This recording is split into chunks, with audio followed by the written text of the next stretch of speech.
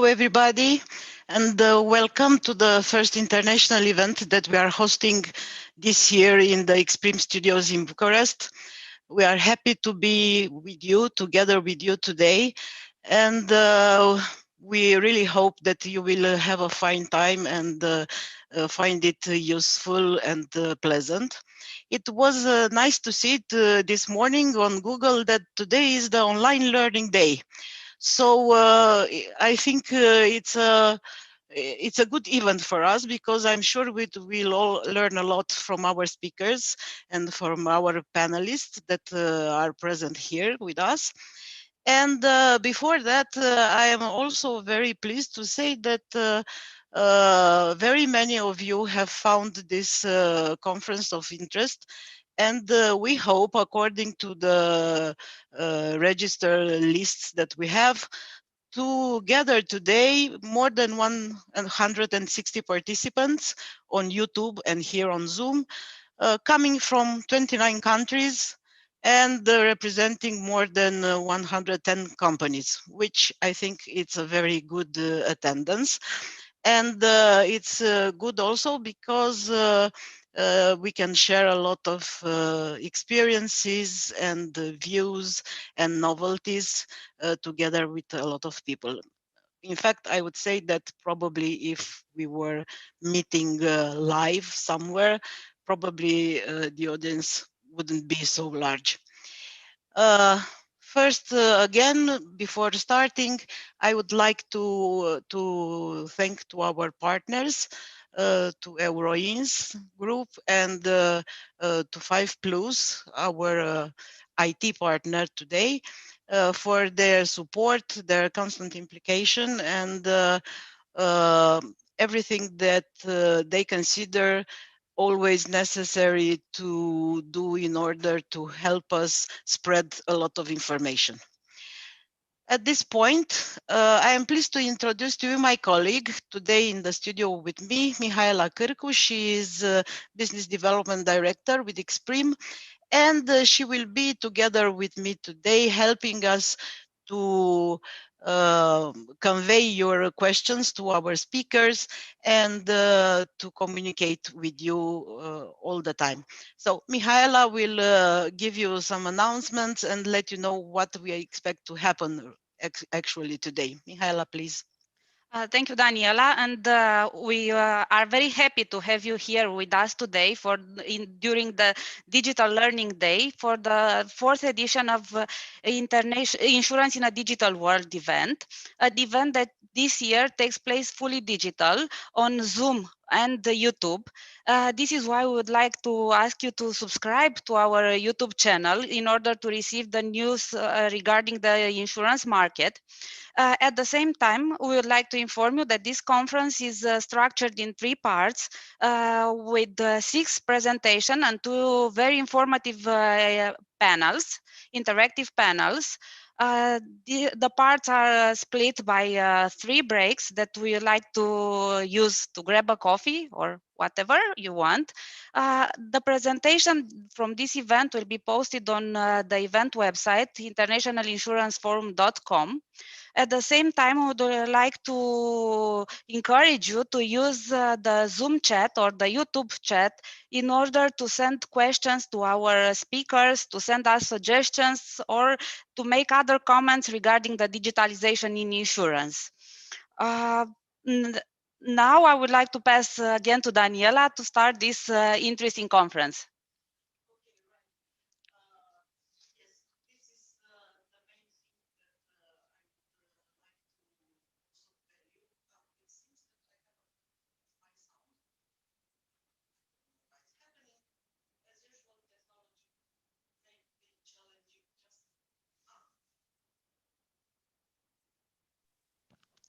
It was just muted.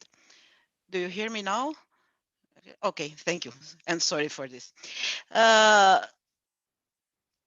Mihaela was right. Keep in touch. There are very many interesting things to come soon. And in fact, later today, we will present you an editorial premiere that we hope will be interesting for you, but I wouldn't like to get ahead of myself. And I would go right to the first speaker of the day. So our first speaker for today will be Jason Law, partner in corporate entrepreneurship for Core Strategy Turkey.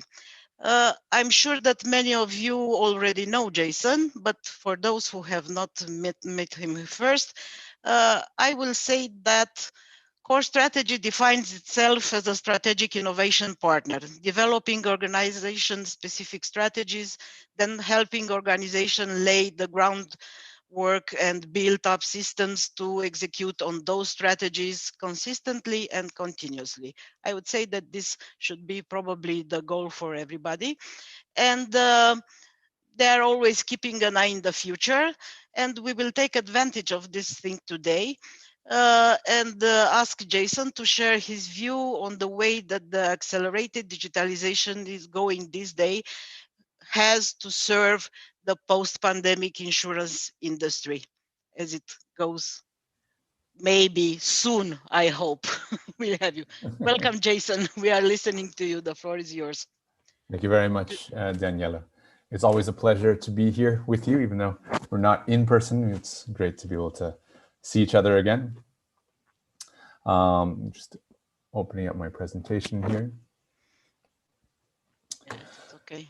Okay, so we are talking about the digitalization of insurance, and I want to be able to take a few steps ahead about what will be happening as the world begins to transition out of this pandemic kind of lockdown phase, and what are the expectations, what are the consumer trends, and how will these things affect insurance as we move forward toward the end of 2021 to 2022. Because these are the things that we need to be considering now in order to be better prepared for a secondary shift again in the market. Now, all of us, it was just about, I would say, a year ago, where we all kind of went into a temporary closure, right? The world was shut down. We all kind of huddled in our homes, offices were closed, malls were closed, and we've kind of been this way for the last year. And this was obviously an immediate shock to across the entire world, specifically when it comes to insurance. The impact was, we can go on and on. The impact is still actually being calculated, but just on a very surface level, we saw a decline, obviously, in insurance premiums, in renewals, right? Just recently, Allianz Insurance reported a 5.6% decline in GWP. We saw an increase in claims, especially when it came to travel and event insurance, right? AIG just indicated they had a fourth quarter underwriting loss of over $178 million, just in relation to COVID-19. But on the flip side, we also see this increased importance when it comes to life insurance and health insurance. And so there's been an uptick in consumers being able to purchase life and health insurance premiums. From a mobility standpoint, mobility behavior has changed, right? So in a recent study that was done in the United States, it said 72% of drivers stopped using their cars, or reduced the usage of their car during COVID, because we were basically at home, we weren't going anywhere. And this trend is expected to continue, where 35% expect that they will make changes in their vehicle ownership, perhaps selling their car or moving to other types of mobility options. And where a lot of what we're talking about these days, especially within HR area, is, well, how do we deal with workforces that are going to be, maybe working from home on a more permanent basis? Here in Turkey, a number of companies have already announced plans for their workforces to remain at home even as we transition out of the pandemic. So how is that going to affect insurance and mobility patterns? From a digital transformation perspective, obviously COVID had a very positive effect, where it was accelerating digital transformation by an average of 6 years across all sectors, because we were forced into it. I think we as humans are immensely adaptable to situations, and the moment when we all had to shift to working from home, to be able to interact with customers from home, to be able to sell goods online. That happened. It took a little bit of time. It was hard. We all kind of sweated a lot of tears, but it happened. And through that, the investment into digital transformation, investment into digitalization was increased quite significantly. However, one of the challenges that's facing, I think, sectors across, especially traditional sectors, is will those IT expenditures continue to increase into 2021 as we start emerging out of the pandemic? So in a study done recently at Tech Monitor, we're seeing that only about a third, about 30% of companies are expected to continue that increased IT spending over this next year. Where everyone is, okay, we did it in 2020, now it's time to revert back to our old ways. And this has a profound impact on how competition is going to be shaped going forward. Digital leaders were the ones who continue to make increased investments into their IT infrastructure, into digitalization. And they're going to continue to increase that gap between incumbents and these digital leaders. And so companies that are able to continue with that momentum that was started simply because we had to in COVID-19, those are the ones that are going to continue to win in the years going forward. So are you positioning your company as an insurance provider? Are you positioning yourself as a digital leader, or are you going to fall back into that incumbent in the incumbent space and be able to, and that gap is going to continue to increase as we go forward? And I see this transition as happening because we're actually dealing with two different transitions. When COVID-19 hit at the beginning of last year, it was a very immediate transition, and everything, the rules of competition were immediately changed and rewritten. But now we're going to deal with a second transition here as we start moving out of COVID-19. And again, there's a chance to rewrite the rules of competition within our space. When we look specifically at the insurance sector, it was estimated there's a 20% growth in digital adoption and digital spending because of COVID-19, which was 4 times more than what was previous than in the previous 4 years. Right? So what we see in other sectors, obviously equally represented here in the insurance sector. But that gap is also growing between what I mentioned about incumbent insurance providers and digital native insurance providers. And you can see that on the graph here where NPS remains high with these digital leaders while the other companies are starting to fade back. And if we, all we talk about within the insurance sector is always NPS, right? We're talking about customer journeys and customer experience. We're focusing on NPS, but that gap is continuing to grow between those who can provide a great digital experience versus those who can't. So what can we expect kind of in this post-pandemic era, right? If I'm saying what I just mentioned, we're going through actually 2 different shifts, right? We went through a very immediate shift last year. And over the course of this year, we're actually moving to a secondary shift as we move out of the pandemic. But it's not going to be we're not reverting back to 2019.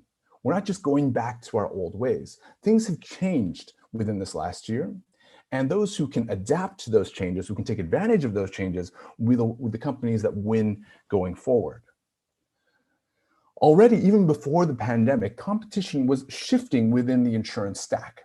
And we see this with the rise of managing general agents that added this additional layer within the insurance stack. But what the pandemic has pushed forward is that we see brokers trying to move down the insurance stack, using MGAs as a leverage to be able to acquire more margins into the primary carrier space. We also see similarly reinsurers trying to move up the insurance stack. And everyone's trying to compete as the financial constraints start to squeeze in on the insurance sector. Players are shifting their positions. Digitalization has also made it easier for brokers to be able to move down, reinsurers to be able to move up, primary carriers to be able to expand. And so the lines of competition are starting to be blurred. And so it's about understanding, okay, how am I going to be playing within this particular insurance stack? Now, if we look at specifically at InsurTech in 2020, there was about $7.1 billion invested across 377 deals within the InsurTech space. This was a 12% increase in funding, a 20% increase in deals. So we just mentioned how 2020 had a significant impact on the global economy, and as we all moved into lockdown, but it did not affect how companies were investing into InsurTech startups. where that continued to grow despite the economic pressures.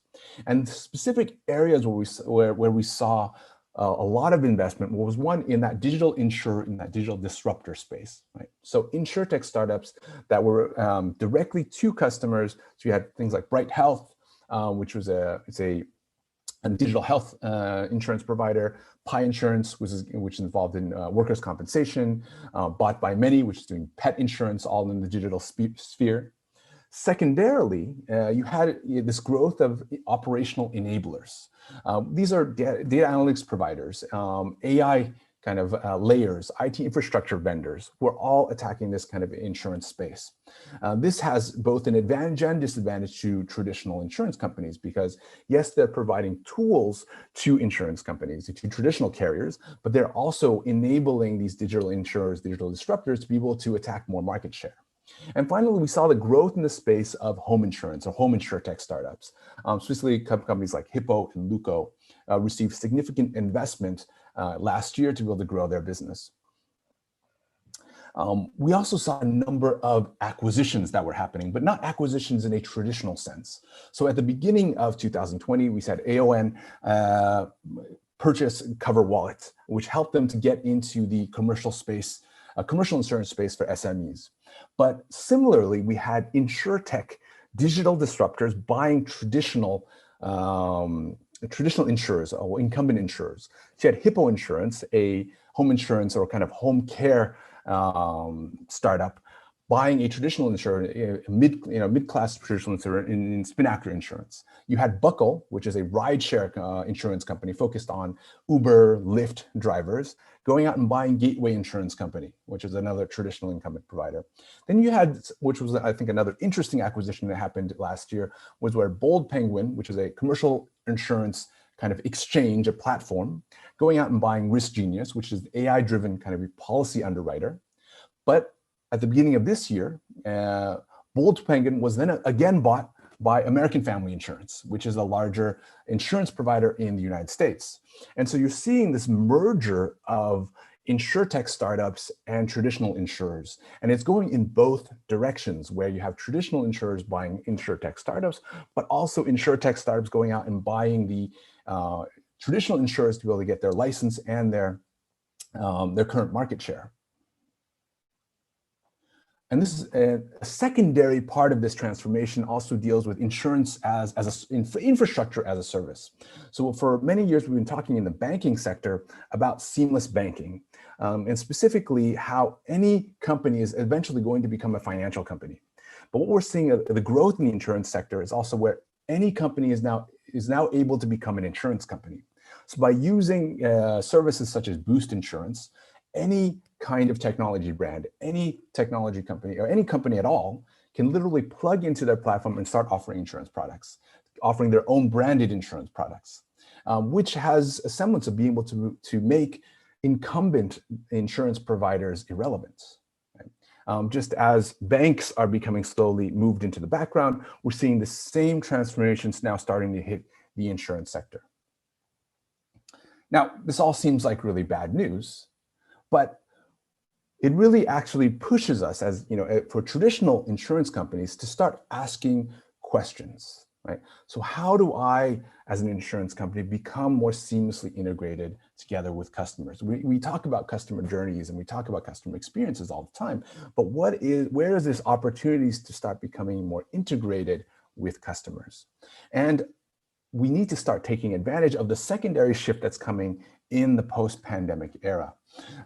So what things are happening in this post-pandemic horizon? One, we're seeing, I talked about earlier about changing mobility patterns. So how does that going to affect our insurance products? How is that going to affect our ways of interacting with customers? This renewed importance about health and life, which leaves a gap for various companies to be able to step into. I think alongside that, there is an increased focus on kind of long-term financial planning. People understand the need to be able to plan for their wealth, plan for their assets, plan for the health of their children. And so how can insurance companies help customers to develop plans which will make sure that their families and their wealth is correctly correctly protected going forward. And then lastly, you have this increase in digital adoption and digital fluency. And so I don't know, I'm sure it's similar in all of your countries, but in Turkey, we saw this huge increase in in e-commerce last year. We had, I think, 7 to 10 million people for the first time were buying things online just because of the pandemic. And this has increased the expectation of customers for e-commerce experiences. Right? And so when now they're so used to buying groceries online, they're so used to buying electronics online. When they switch over to insurance products, can they find that same ease of purchase that they see in these other sectors, right? Or are we a little bit behind? Because the level of expectation has increased. So overall, when I'm looking at what's going to be happening over this next year, when we're talking about customer experience and we're talking about customer journeys, I see kind of two basic principles that's going to define what those customer journeys are going to look like. And the first one is what we call hybrid experiences. The second one is just simpler decisions. When we're talking about hybrid experiences, we're talking about, we've already been discussing this concept of hybrid work, right? So people may be working some of the time at home, some of the time in the office. And how will how will companies be able to manage workforces in this hybrid capacity? How much digital, how much physical? And this is going to affect both office spaces. It's going to affect where offices are located. It's going to affect management practices. And where does insurance kind of fit into that particular scheme? Then you have, I think, hybrid shopping, where people have become increasingly comfortable with e-commerce, with shopping online, but it doesn't take away from a lot of the physical interactions that are necessary for a lot of shopping experiences. So where is there room to kind of merge those things where you have both online and offline options that actually work together? And then even I think there's a space that's emerging for hybrid relationships. We saw this year, a lot of people dated on Zoom, right? We saw this year, my parents are in the US. I probably spoke to them more during the pandemic, because we all got used to Zoom and all these kinds of tools, and we were able to connect much more frequently than I had even before the pandemic. And so this concept of hybrid relationships, well, how much of it is it going to be online? How much of it is going to be offline? Obviously, we still need physical interactions, but communication is also adjusting to this new definition of hybrid. And then when it comes to decision making, I think there's going to be 4 principles that really define, when it comes to purchasing and being able to have a relationship with brands. One of them is what I say, there needs to be curated information out there, right? There's simply too much information, and customers are struggling to be able to determine which information to actually consume, to read, and to be able to process. Alongside that, there's in the last several years, we've seen this takeoff of fake news, alternative news. People have a difficulty knowing what to trust. And it's not just in regards to politics, but it's in regards to everything. If you're talking about how great your insurance product is, why am I supposed to trust you? How do I know this information is trustworthy? Then there's also this personal touch. So I think what we've all experienced in this pandemic is, yes, it's great to have everything online. It's great to be able to roll out of bed and go to work. But at the same time, we still want that personal touch. We're missing those emotional connections that are lacking in the online sphere. And so there still is that personal touch that's needed to help people through the purchase and ownership process. And finally, just as I mentioned, with the rise of e-commerce, one of the things that people have really focused on is low friction, right? Once customers have made a decision, they want to be able to make a purchase fast, right? And we have to be able to decrease that purchase time for customers, which all comes down to simpler solutions. Right? We need simpler purchase solutions. We need to be able to make things we need to interact in a hybrid atmosphere, but in a much simpler way. And therefore, we need to be asking ourselves a number of questions about how are we going to be reframing relationships, reframing insurance products, and then reframing our own position in the market based on these shifting trends. So all goes to say, well, what ideas are you going about testing today, right? Which questions are you asking and which ideas are you testing? And these are the things to be able to fill out your innovation portfolio. you need to have a number of ideas that you're testing today. You need to be, as we start looking about these things that are changing in the next few months, in the next year. What are the things that you're changing? What are the things that you're working on? How many of those ideas are we actually transitioning into the commercial space? And this will be what will define your position, your competitive position in within this post-pandemic era. So I will just wrap it up here. My name is Jason Lau. I'm a partner at Core Strategy. We work with a number of companies, especially in financial services, to help them redefine what those customer journeys are and be able to adapt to these changing trends. We are at a turning point, I think. And this is for all companies, for all sectors. And in those who are able to invest in digitalization and invest in the right tools to be able to manage those customer journeys are the ones that are going to win in this post-pandemic era. Thank you very much, Jason. It is clear for me, even if I'm just a very interested spectator of this world, that nothing will be quite the same as before after this pandemic moment in our lives.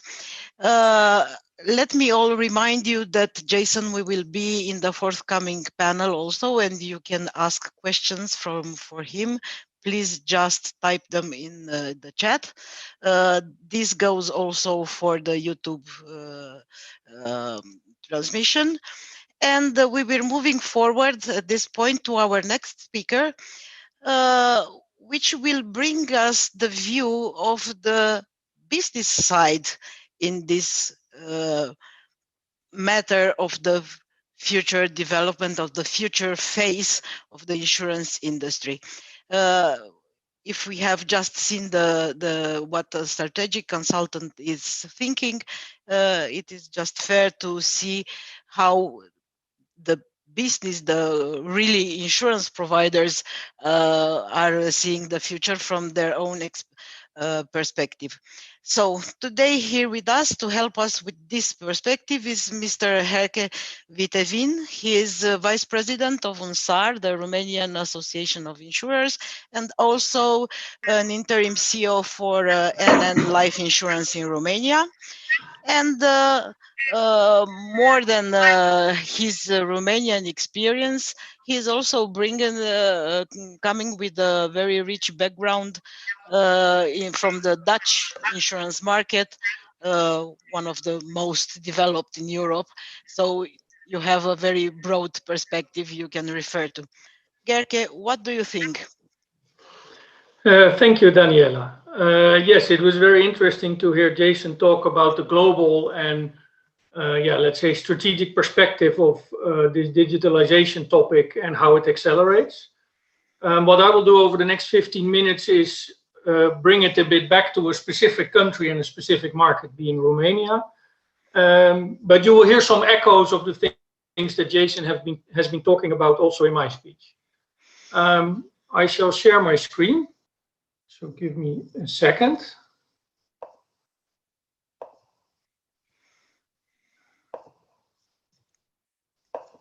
I hope it works. It has to. Okay, it works. Yeah. We are still. So, yeah, very good. So the presentation is titled 2021, the Digital Year.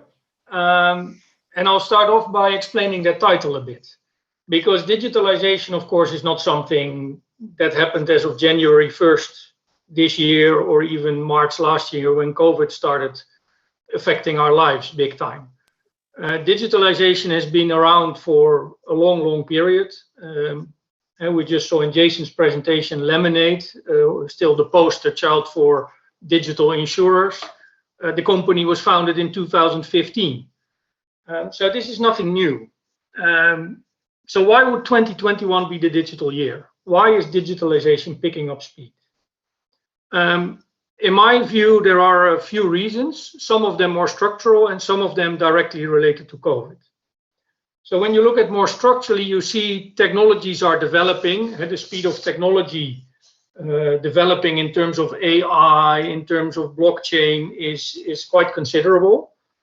And also these technologies, as usually with technologies, are becoming cheaper as they consolidate and become more we gain more experience with them. So that's one reason. The other reason, and that's also something that has been going on for a long time already, is the regulatory environment. Very clearly in insurance, also regulators have to adapt to this new reality of cloud, of digital consumer contacts, and the regulations were not always tailored to that or prepared for that. And what we've seen already since 2018-19 is the regulators starting to embrace these new technologies and new ways of dealing with the business. Last year it accelerated greatly, but also this is a structural trend, which makes it easier for companies to digitalize. Then going into COVID, and this is a reflection of what Jason said, first of all, digitalization became a necessity for the consumer and for the company. Because in a lockdown, if you cannot service your clients digitally, you cannot service them at all. And the second trend, which also Jason touched upon, and which I will delve into a bit deeper in this presentation, is also that the customer, the consumer, is now ready to embrace digital. We've seen in the past 5 to 10 years a lot of initiatives, quite some money being invested, not yet the billions that Jason was talking about, but a lot of it failed. And basically, the reason some of these initiatives failed was that the consumer didn't respond. And if you look at successful examples outside of insurance in the digital world, what you see is that those companies that are successful, they are the ones that bring something that the consumer is really looking for. And I think this is one of the things we're doing in insurance. We're still figuring out in a way what are the things that the consumer is really looking for. Now, before I get back to digitalization, shortly a bit for those of the 28 other countries that are joining this conference about the Romanian market. Romanian insurance market is a moderately growing market, I would say. So you see here the total market grew by 5% last year, 6% in non-life, and life contracted a little bit. This is not uncommon for markets, especially in Central and Eastern Europe. It's growing. So for Western European markets, you mentioned Holland, there the market is contracting already for a number of years. There's growth in this region, but the growth is not necessarily double digit as it may have been 10, 15 years ago. When you look at the Romanian insurance sector, it's dominated by non-life and especially car insurance. Life insurance at the moment is still only 19% of the total premiums in the country. Here, the increased relevance of life and health that Jason was talking about is something that we also see, and that will probably change this division of the market, let's say, in the years to come. When we then turn back to digitalization, I found this a very interesting slide when I came across it. It's from EIOPA, where they had a questionnaire where they asked basically the different member states, what do they see in terms of digitalization in insurance? What do they notice? And when you see this chart, it's clear that digital distribution and communication are the most visible part of digitalization. Other topics, big data analytics, Internet of Things, cloud computing, blockchain, is still a lot less clearly seen by people. And I think it's also a reflection of reality. I think most of the insurers have started by looking at what can we do in the digital space when it comes to things that are highly visible to the customer, being distribution or communication. I think when we move forward and the next steps in digitalization, and here I think this picture will also look very different in 2 or 3 years, you start seeing companies using big data, especially cloud computing, combining maybe with Internet of Things. You start seeing them working on tailoring their offers even more to customers. So here you get into the space of what some people would call personalized insurance. You already see in a lot of other countries, you see wearables being used to collect data where it's about health. In the car, devices that measure the driving behavior and using that for pricing purposes, underwriting purposes. And this is something that I believe will take off. But at the moment, you still see it's incipient. So money is being invested, experiments are being done, but it's not yet commonplace. UNSAR, together with IRIS, looked at this consumer behavior in the past years.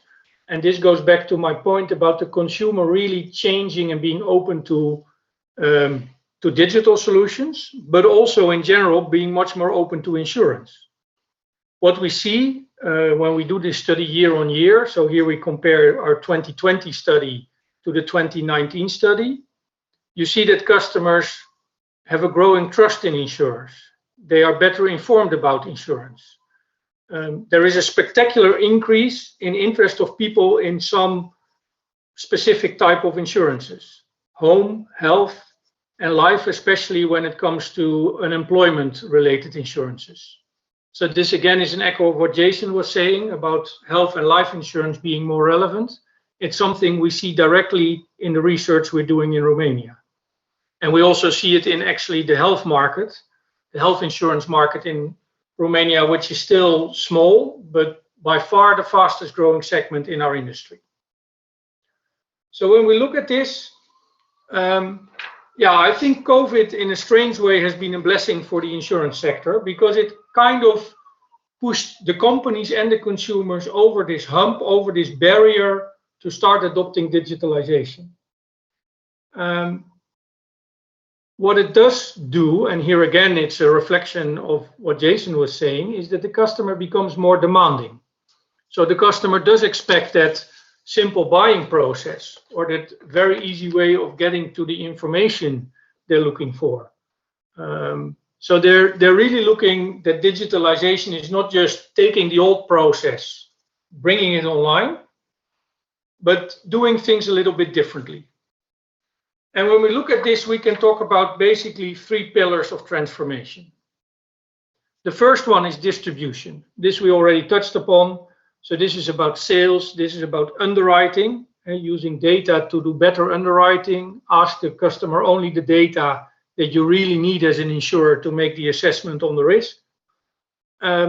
It's also a lot about sales support, because depending a bit on the product you're talking about, we also see that consumers still value that human interaction, be it with a broker, be it with a sales agent.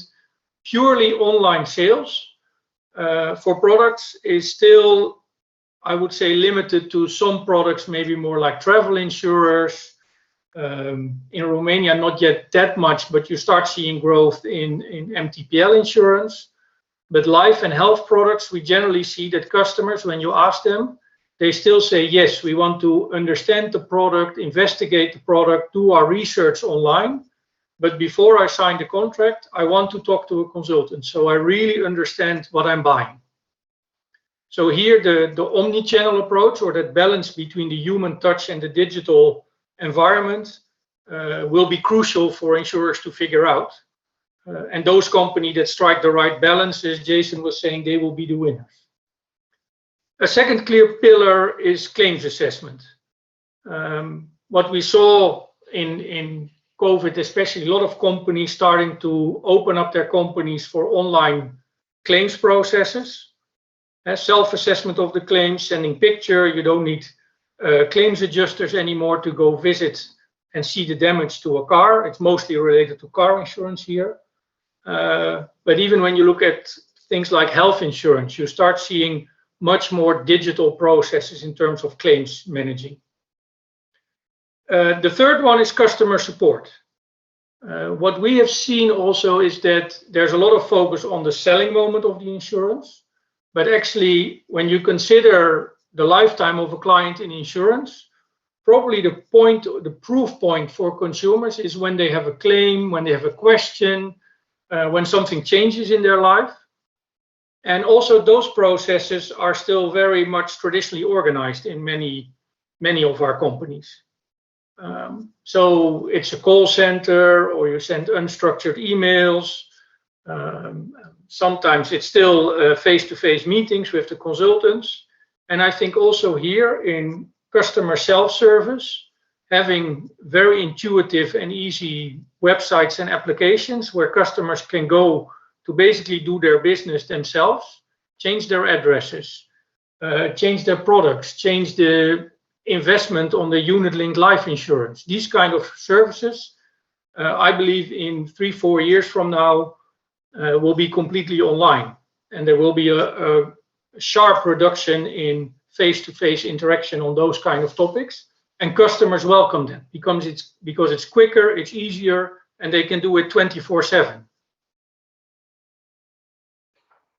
So when I look at the digitalization in Romania, but I think it goes for a lot of the markets, it's not just about the technology and providing the right solution to the customer.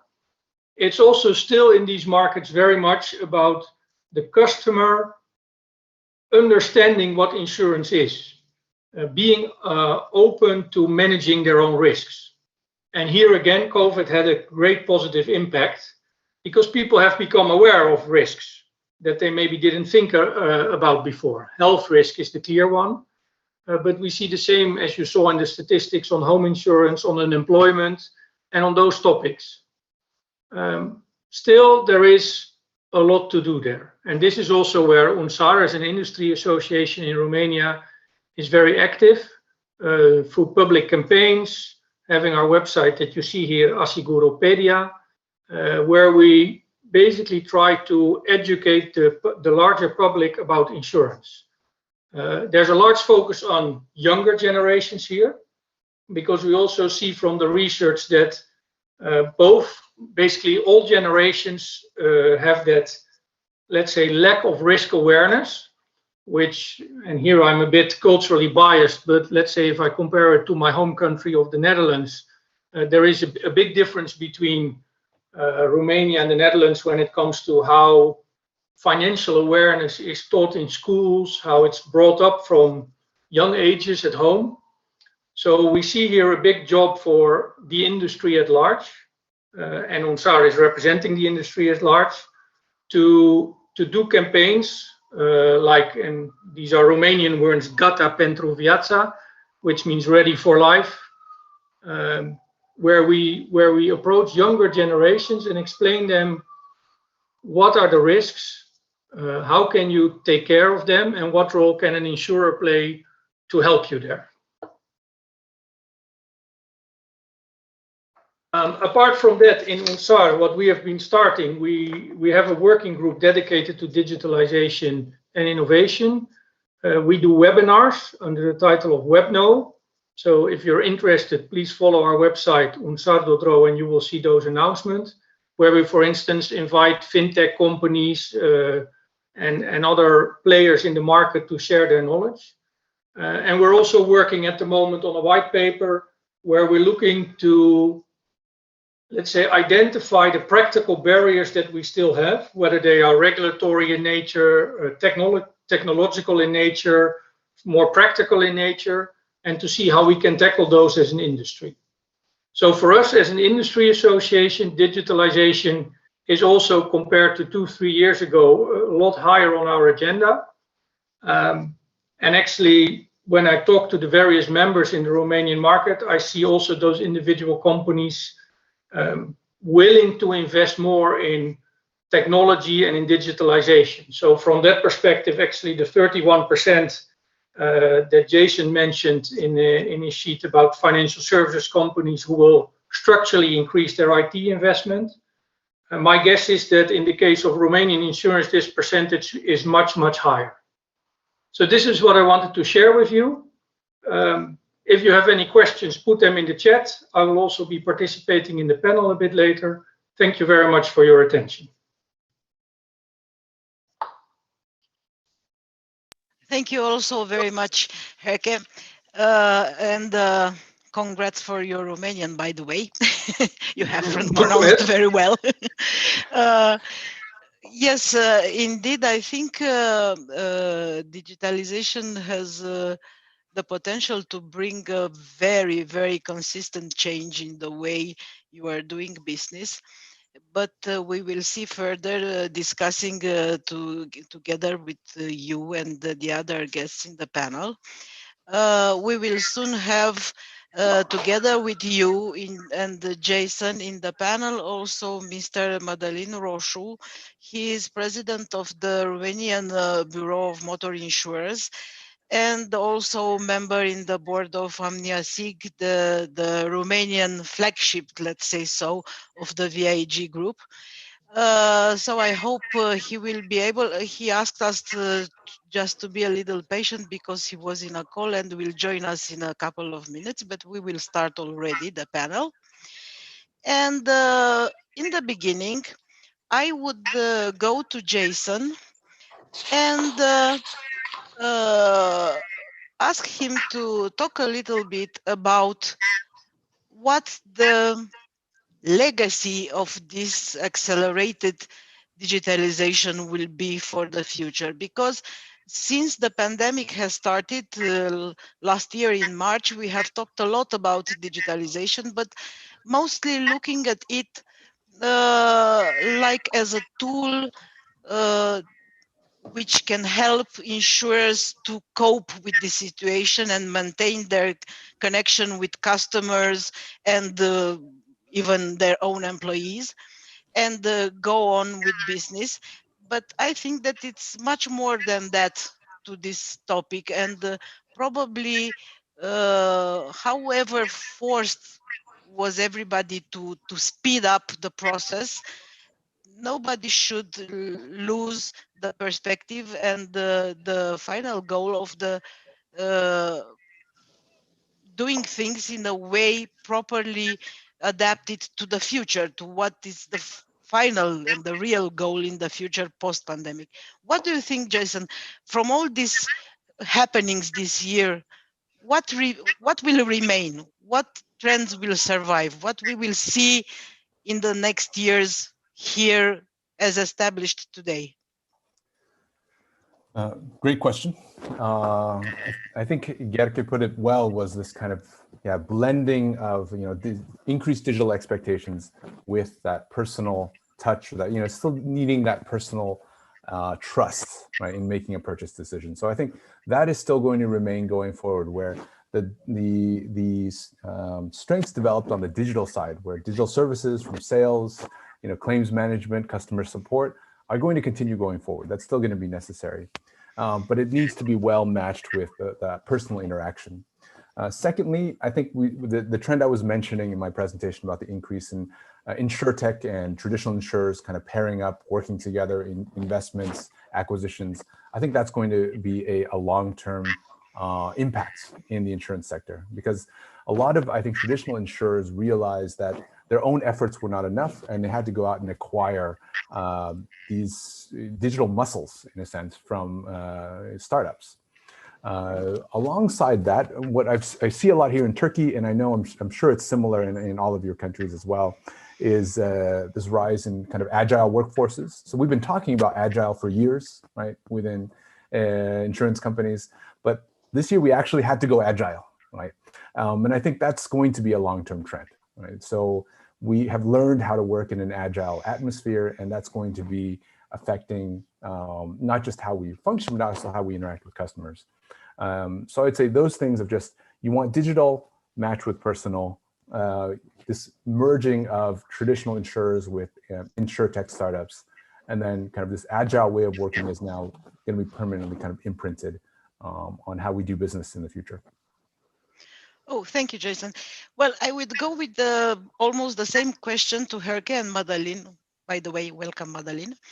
And I will ask them to give their comments from the insurance business perspective with an accent from Herke on life and health, which is in your direct line of business at the NN Life Insurance, and for Madalin in motor insurance, which is by far the main business line in our country, but not only, all across the Central and Eastern Europe, it's pretty much the same. So, Herke, what do you say? What will remain from these days in the future? Yeah, well, I think this omni-channel experience, blending the digital with the personal, very much will remain in life and health insurance. because those products are typically the type more complex products that people want that personal advice still. A second thing that I do really see that was already coming but will be accelerating is the use of big data, AI. So I saw a question in the chat also around this. Just as a practical example, where maybe in the past we used to have medical questionnaires for life or health insurance with 30 questions to a client, which you had to fill in, and doctor's declarations and whatever, and it took forever to get your policy approved. If you use data and AI, and there are examples even in our region, where it was reduced to 6 questions, and a much smaller medical investigation, because basically having all that data and analyzing it, it turned out that 80% of what people were asking clients for their underwriting was completely irrelevant to the risk. And actually there were 6 questions that really determined the risk. Now maybe this is for a consumer, not digitalization in the sense that he could still fill in the form on paper. But this is a way that back-end digitalization really has a meaningful impact on the customer experience and on things like NPS that Jason was talking about. So I think also this part of insurance, this use of big data, AI, this will also, in a data-driven business, which insurance in the end is, when you look at the core of risk management, I think it will have a big impact going forward. Yes, I think simplifying the acquisition process would be very, very good thing, and many are really wishing to see that. I'm speaking from the customer side. I would like to deal with a very simple process when buying insurance, or at least yes, and when Daniela, getting information about something that I'm interested in, and I would like to see a quotation, approximate quotation, something to get an idea. Yes, yeah, please. and Daniela is, I mean, without being impolite, but if it's for us that way, imagine how it is for the 20-year-old millennials. You know, the younger generations, they don't like it, they demand it. They will not come if you don't give it to them. So, Yes. so this simplification of processes, this easiness of buying, yeah, we still see it as an improvement when, at least talk for myself, when you're in your 40s. Mm-hmm. But when you're in your 20s, that's what you expect. That's the baseline. It's hygiene. It's not even super spectacular. So when we talk to the younger generations, and we do these campaigns in UNSAR towards younger generations, you see these things become not even, yeah, we still think of them as kind of sexy to implement. In reality, for younger generations, it's not even sexy anymore. It's just everyday normal life. So you have to actually exceed that to surprise them and give them a great customer experience. Yes, they are born in a completely other environment, and well, as they are very easily accessing all kind of digital tools without asking themselves and reading instructions, and it comes handy. The same is also with services. But Aline, what would you say? What are your comments on this topic? Well, hello first, and sorry for being a little bit no late. problem. You were just in time. Okay, thanks. The idea, actually, I think that we are still experiencing somehow this hybrid solution, yeah, between physical and digital, I would say, yeah. And I'll refer a little bit more to the services side, because in the acquisition, I think we've done as an industry many steps. So there are a lot of solutions to issue a policy electronically, also using risk inspection by video and so on.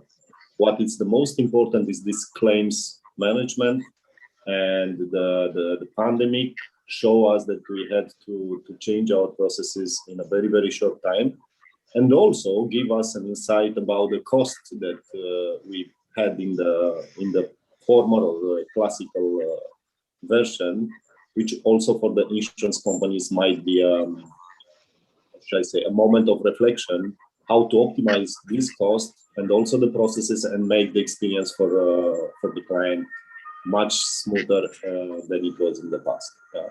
So I believe that we are still learning, but the learning curve is on how should I say, very abrupt in the up direction. And from my point of view, I think that each day for us, it's giving an example how to change the status quo and how to adapt in such a way to be much faster in delivering the services that actually we are promising to the client from the beginning. Yeah.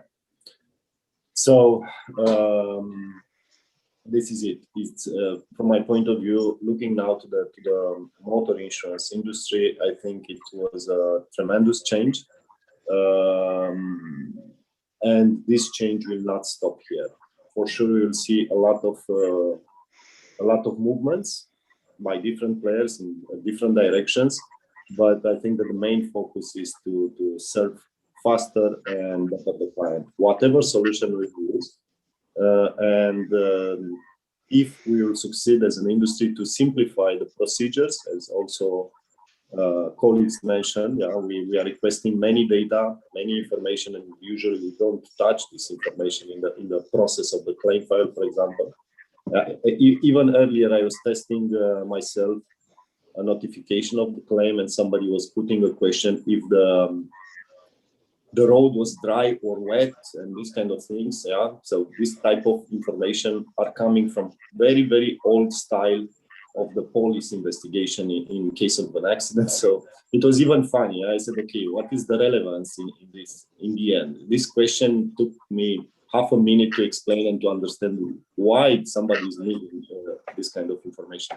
Doesn't matter. The main point is that we have to learn and to cut unessential requests and question and maybe even documents in some moments, and be fast. Be fast means that you solve two things. You might have a better management over the cost of a claim, so it might be a positive impact in the average claim, and also in the operational cost for the insurance company, which altogether deliver for the client a bit better experience and a faster answer. This is crucial, I think. One more time, we are still learning, but we are adopting much better and much faster the solutions. This is, how should I say, a simplified overview over the question that you addressed. Well, I've seen a lot of, and not only me, everybody has seen throughout the last year a lot of initiatives in improving the process of claim settlement. Making in motor insurance, I'm thinking. And would you say that probably this was the direction that most efforts were done? I would say that majority of the insurance companies, I mean the players, were somehow preparing before the pandemics for, I will call it sexy solutions for the client. Yeah, nobody expected this, so we had to push it in a faster mode. What I can see, it's from the regulator perspective, they are thinking how to optimize also via norms and legislation. Yeah, there are many thoughts in this moment. For example, for the accident statement to be transferred in the electronic way. Yeah, it is another big step for the entire environment in the end, for the players like insurance and also for the clients. How easy it will be to just transfer the information from one form to another and to sign electronically a document and submit it to the insurance company, and then the process should go. And these kind of things are also coming from the necessity. Yeah? So there are clients, there are millennials, Gerkes mentioned earlier, which are demanding this. We cannot go with papers in the future. This is very clear. Our kids in this moment, in 3, 4, 5 years, I don't know, they will simply will not understand what we are talking today about. Yeah? They will just need one button to press or two or whatever and sign with the finger and bye-bye. That's it. And this is something that you have to understand. If somebody is looking for the present, it's in a wrong dimension. we have to look to the next minimum 5 years in the future. Yeah, and of course we have to learn how to attract also our partners, especially in motor. How to trust in some partners and to cut some unnecessary cost in order to simplify also the experience of the client, using all the channels and all the possibilities we have at the right moment. Yeah, electronic, physical, whatsoever. The idea is that the client should touch as less as possible. Of course, we are not talking now about frauds or whatever. Yeah, I'm talking about the normal simplified claims process. And this is it. The winners, I mean, from this game will be the ones which will go to simplification, and I think it's just enough. Well, I'm understanding from what you all have said until now that fast and simple will be probably the recipe for success in relation with the customers. But we have already questions coming from our audience, and Mihaela is prepared to convey some of them to you. So Mihaela, take over and tell us what are our attendees asking. Yes, so we have 2 questions at the moment. I will read them for our YouTube viewers because they can't read the Zoom chat. First question: how much can technology help simplifying insurers' interaction with customers? For example, not asking too many questions for providing a quotation. Are digitals able to find out answers in relation with the customer without asking him, her, using EI or geolocation? And the second question, how do you see insurer tech's role in the future? Niche players offering very specific products, widening their coverage towards more classical business line, maybe pulling their specific capacity and expertise in some collective type of insurer providers. I've seen that Jason answered on the chat from the Zoom, but maybe he can say the answer also from our YouTube viewers. Yes, of course. I mean, I was talking a little bit about insurtech. Which, it's a good question to think about. What is the role of the insurtech is going to play going forward? And I see this it's similar to actually what's been happening in the fintech sector, where you have several kind of neo banks, which are, we could say neo insurance companies, which are going to be digital disruptors. It's going to be large digital insurance companies that are going to compete head on with traditional insurers. But the vast majority of insurtech startups are really out to work with traditional insurers. They don't have the ability to go out and acquire customers and offer kind of the full range of end-to-end services. So they're actually looking to help increase the digitalization process for traditional insurers.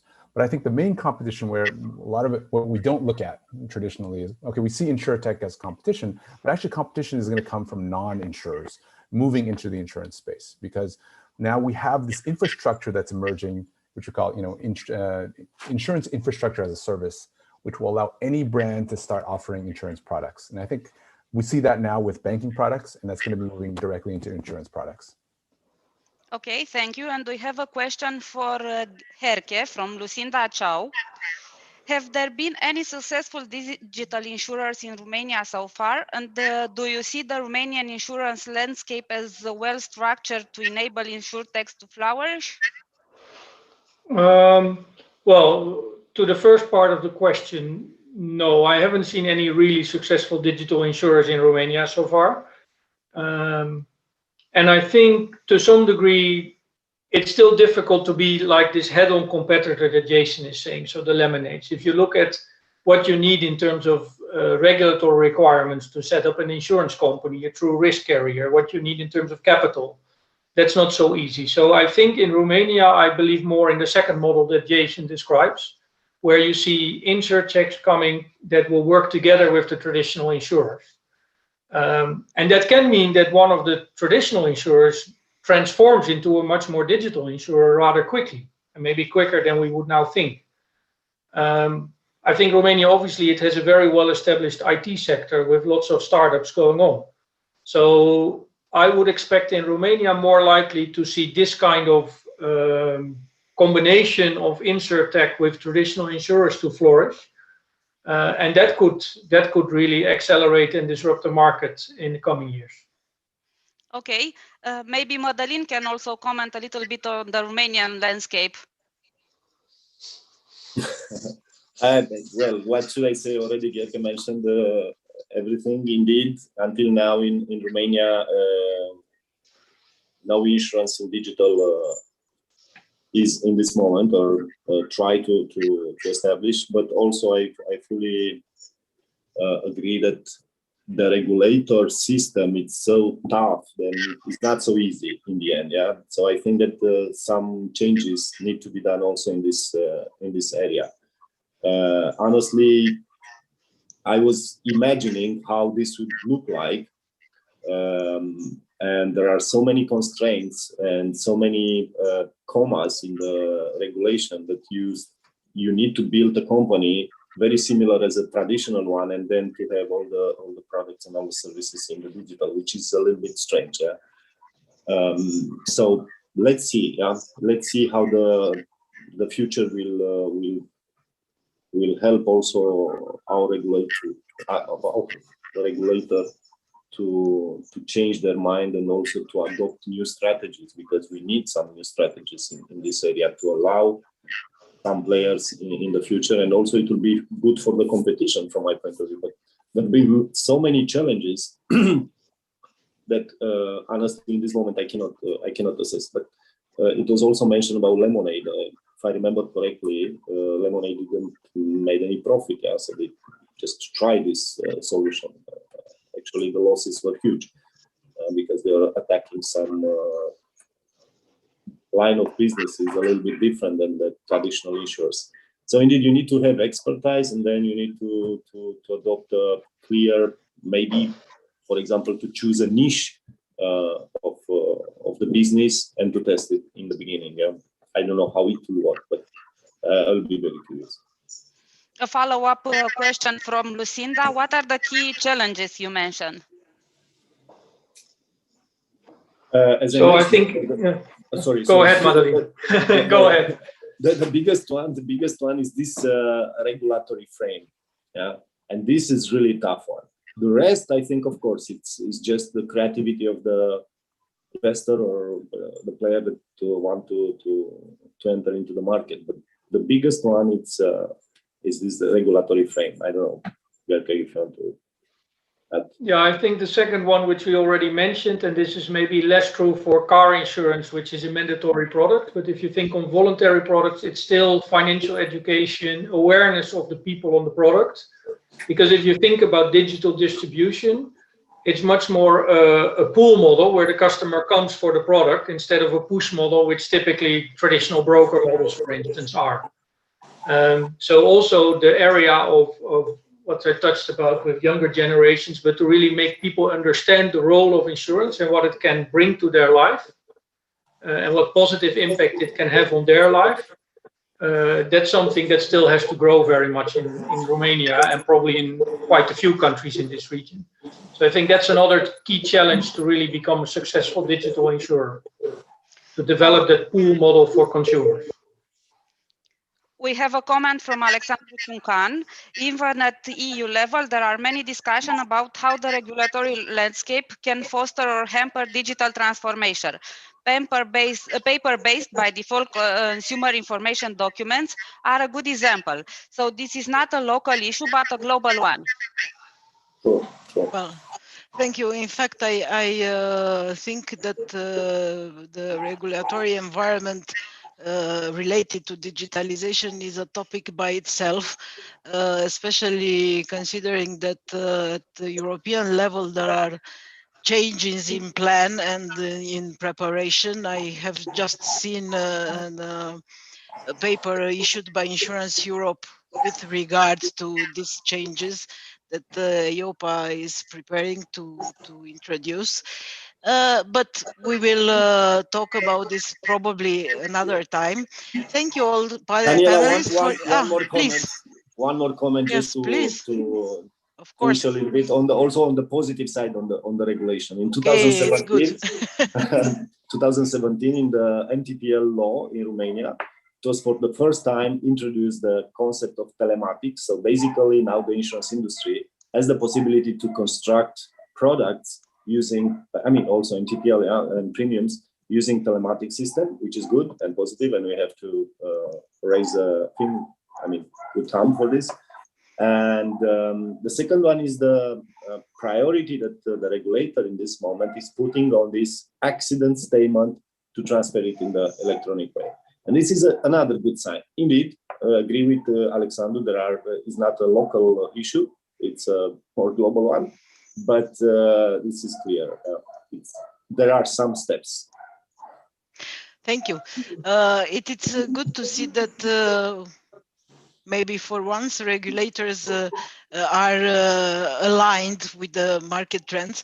Usually the regulatory process is not so fast as the industry can go on the technology side, but and innovation side. But we will talk about this again and again in the future. I see that there are still some questions on the chat, and I would kindly ask our panelists to answer them in writing if possible, because we are already late.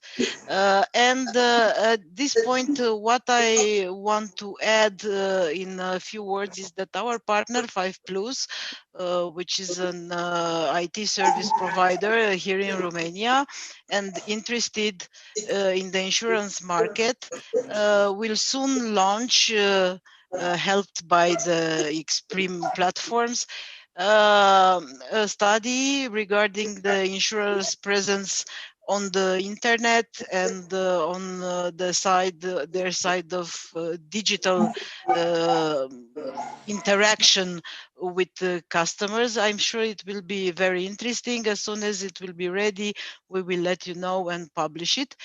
And until then, I have also a good news at this moment. We'll show you a very short movie for a couple of minutes, which says, "Get a coffee," and we will be back soon.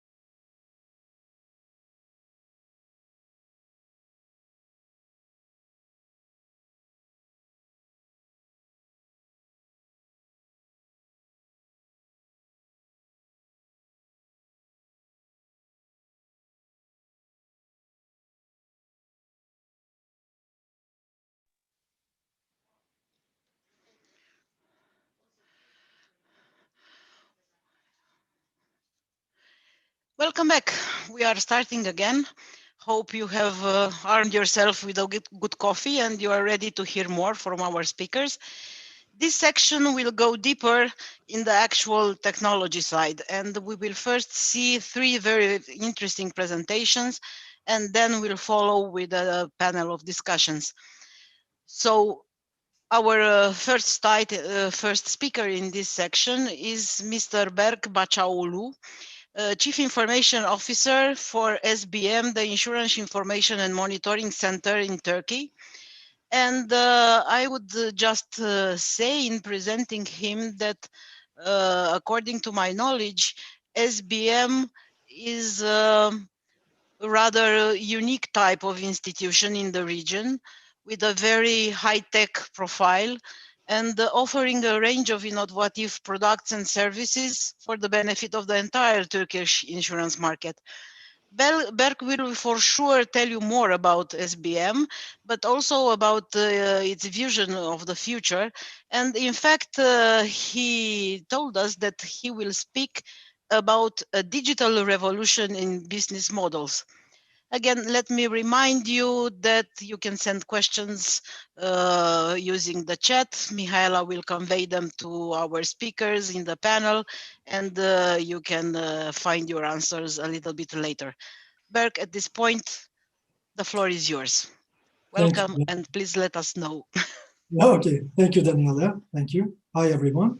So let me begin my presentation first. Yes, I think everyone can see. All right. So, hello, everyone. Well, in a very short time, COVID-19 has forced companies to change the way they do businesses, as you know it. The insurance industry was no different. where the strategies and the processes were accelerated to stay competitive and serve customers' changing needs. Those were the trends in digitalization market. By the way, what do we mean by saying digitalization for the insurance industry? Insurance products are not the easiest products to emerge in digital channels. They are sometimes very complex and often need to be disclosed to the customer. And yet, those are not, at least, of insurance problems. Insurers also had to thrive under pressure from many external factors, like changing customer expectations because they were influenced by other industries or major technology players.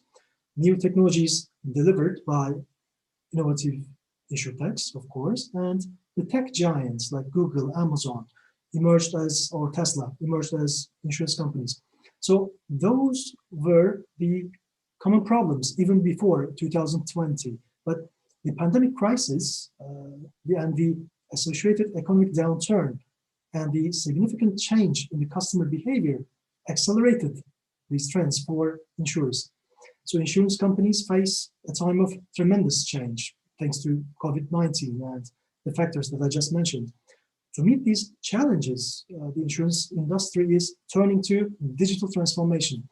However, digital transformation often can be a too costly process, requiring significant resources, experts, and time, of course.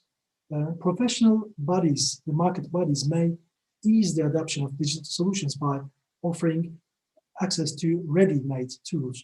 So let's turn back to our question: how can a body like Insurance Information and Monitoring Center go into picture and help insurers' businesses? Let's talk about that a little bit. As Insurance Information and Monitoring Center, we closely monitor the technological developments and deliver new products and services to the market. We can think SPM as the ultimate insurtech, which the desired products and services of insurance companies are created. Think about tens of insurers trying to create more or less the same product. Think about all the redundant work insurers are doing. It's a waste in a way. The resources and the budgets, they're not limitless. Or you're an insurance company, let's say, and which would like to use industry data to make some predictions to see what is ahead of you. But you have only your own data. What will you do? A body like SPM is a solution for all of this. As you might know, SPM, my company, was established in 2003 by the Republic of Turkey, Ministry of Treasury and Finance. Our goal is collecting the insurance sector data, insurance industry data, in a single center to provide reliable, meaningful information and statistics to ensure that the industry is able to make healthy pricing. For example, the annual transaction volume passes through SPM is 50 billion transactions per year. So the other goal is to increase the trust in insurance system by preventing the fraud and to help enable public oversight. As SPM, our vision is being a global brand with innovative products and services like many other companies, of course, but that give the benefit to not to only one company, but the whole insurance industry. In order to support that vision, our vision, we present many products and services to the industry. Maybe it's better if I can give you some example projects that we are developing right now. Such an example is claim inquiry service that SPM offers. The goal is to help the users to access information of a vehicle without having to contact an agent.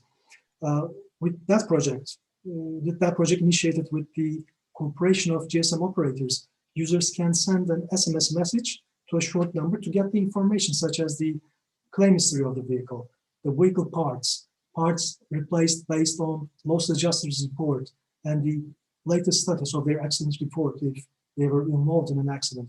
A couple of months ago, we enhanced that service using NLP, neuro-linguistic programming. Our SMS channel receives millions of queries every month, by the way. And statistics shows that 9 or 10% of among all car insurance and damage queries are bad queries, are mistyped queries, which is approximately 100,000 per month. They are mistyped queries. So those queries cannot be replied with the desired information. As a solution, we analyzed the bad query patterns, mistyped ones, implemented an intent classification NLP module. So right now, the claim inquiry correction software understands the intent of the client, the customer, and processes the bad query and regenerate the good ones.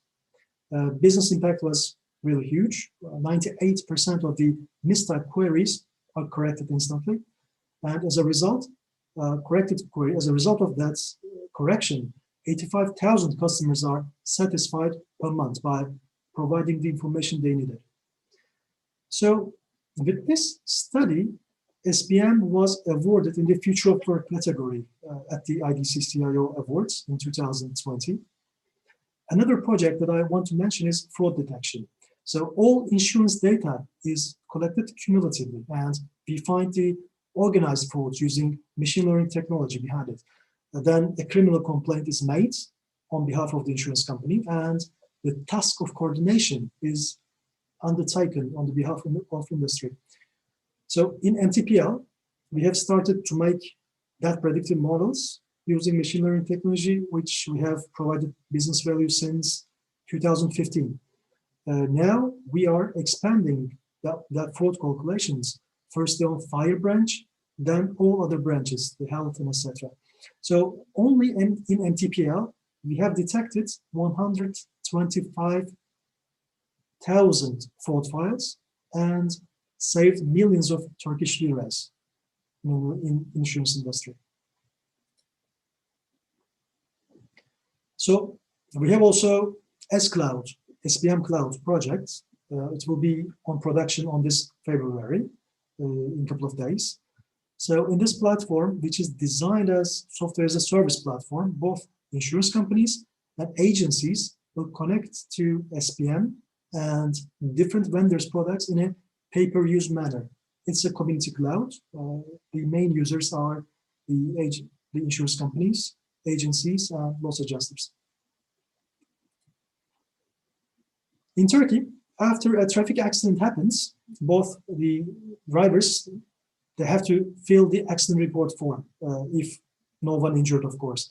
It can take up to 30 or 40 minutes filling these reports because they have, the report needs so many details about the policies and etc. And also, you should always carry the empty piece of paper accident report with you. Otherwise, the process will take much longer than 30 minutes.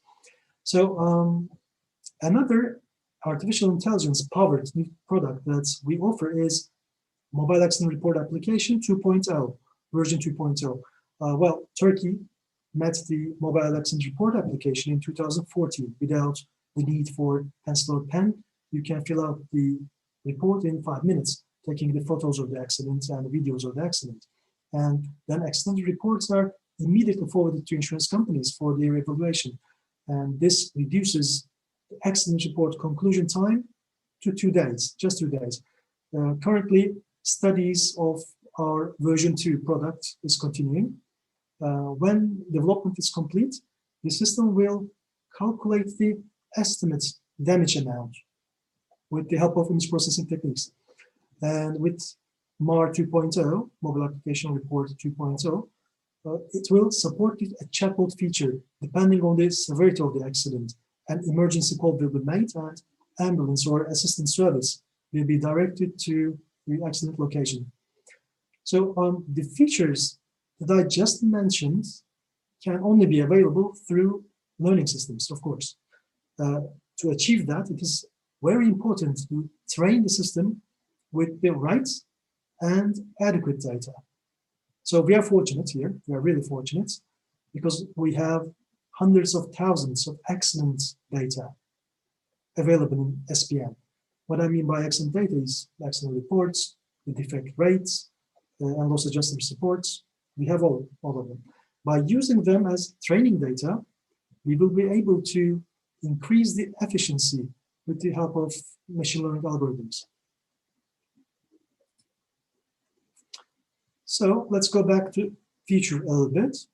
Well, a serious technology infrastructure is being created in SPM for these projects, planned to be carried out in the future with the introduction of 5G, as you know, in our lives. In the upcoming period, the number of smart devices that can connect to the internet will continue to increase. So it will be an exponential increase. So these devices can learn the user habits by themselves through machine learning algorithms and deep learning techniques, and able to make decisions and take actions on their own without any directions given to them. In addition, well, thanks to the Internet of Things, IoT technology, the data obtained from these devices will populate the big data environment. So the big data environments that you have right now, it will be much, much bigger. So we are talking about a great potential here. So it's not a coincidence that the tech giants like Google, Amazon, etc., have great interest in and investments in insurance industry. Google invests in a lot of insurtechs, and autonomous vehicles are not a distant future anymore. The companies like Tesla also sell insurance along with the vehicles.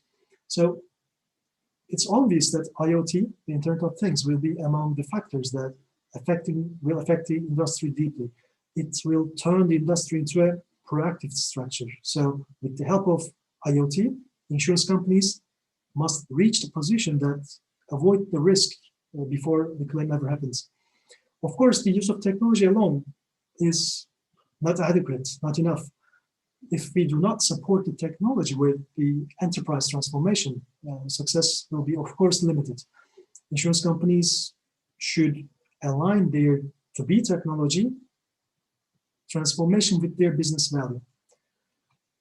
So we all know that technology without business value output does not last very long. Therefore, whether it's AI, artificial intelligence, or a different technology related to digitalization, it should first set out to serve business purposes. Digitalization and the business value it provides should be evaluated under two main topics. The first topic is capitalizing the power of technology to revisit your existing business models, ensures that digitize their enterprise in this way can replace their slow, error-prone, and expensive processes with increased speed and accuracy. So with the help of technologies under the umbrella of digitalization, of course. The second topic is to commission new business models. So you revised your existing business models and you should commission new ones, new business models that have not been done before, so, or could not receive the priority due to technical constraints. It may also be useful to look at the pioneer projects, such as GPT-3, a couple of months ago, announced by the owner of Tesla, GPT-3 project, to see where artificial intelligence has reached. So today's insurance companies face a time of tremendous change, thanks to changing customer expectations, increased competition from new players in the market. To meet these challenges, the insurance industry is turning to digital transformation, as I mentioned in the beginning. And of course, the insurance industry is people-intense industry because of the agents, brokers, loss adjusters, claim handlers, doctors, and it's a complex one. Digitalization will, of course, never substitute the people essence. What really works here is the collaboration of technology with the stakeholders, support on taking the decisions, automation of low-value tasks, real-time suggestions, and insights to help better engage with the customer. When insurers can make this reality, success will be achieved. Thank you for listening.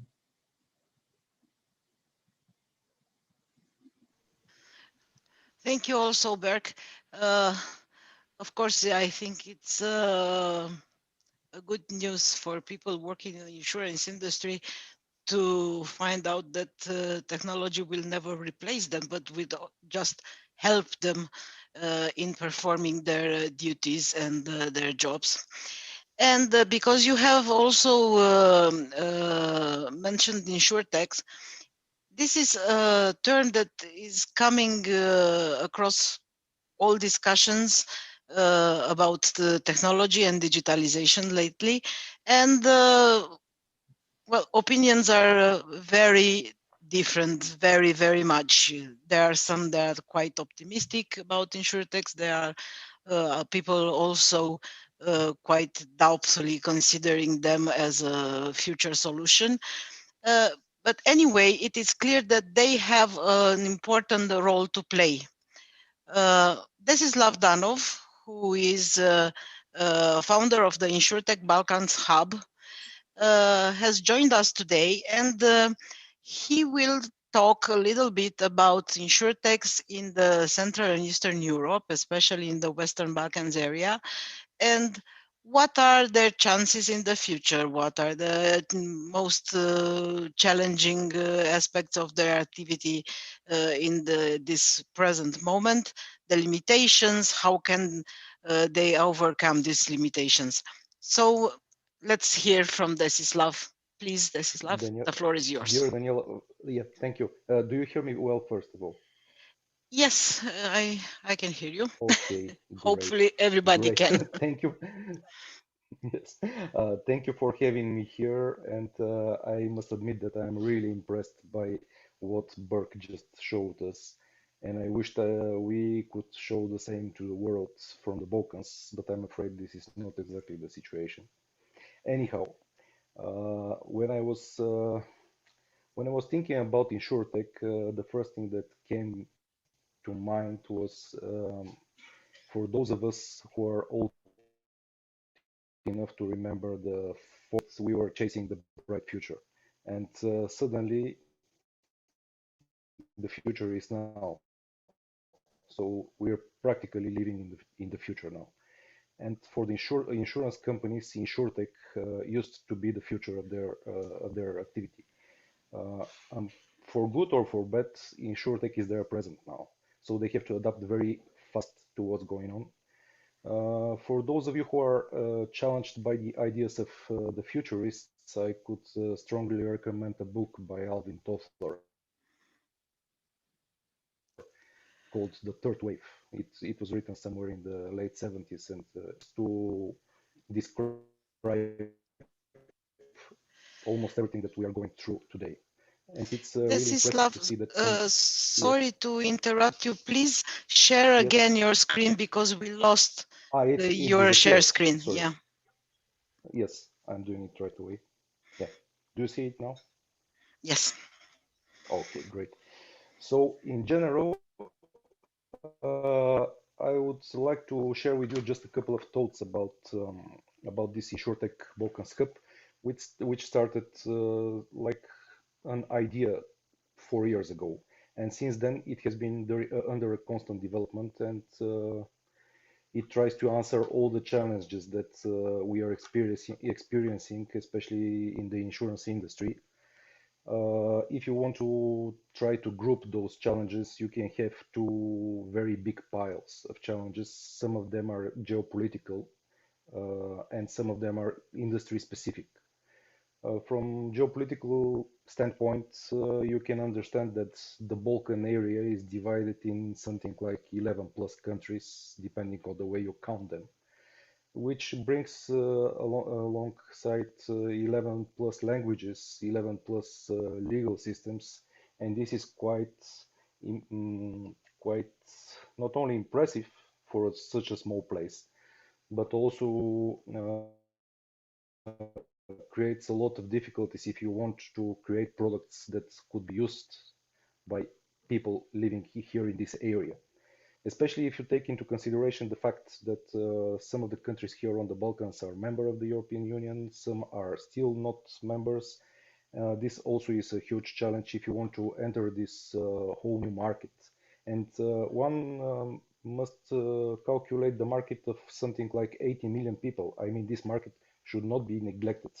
Uh, Maybe we are poor for the moment, but believe me, Balkan area has been through better times, and I'm really optimistic about its future. And also, many of us face lack of common reference framework, especially when it comes to business. People here understand in different places different things under the same word. So it's a huge cultural challenge, and not only insurtech and insurance face it, but almost every company that tries to be present and to be active across the Balkan area.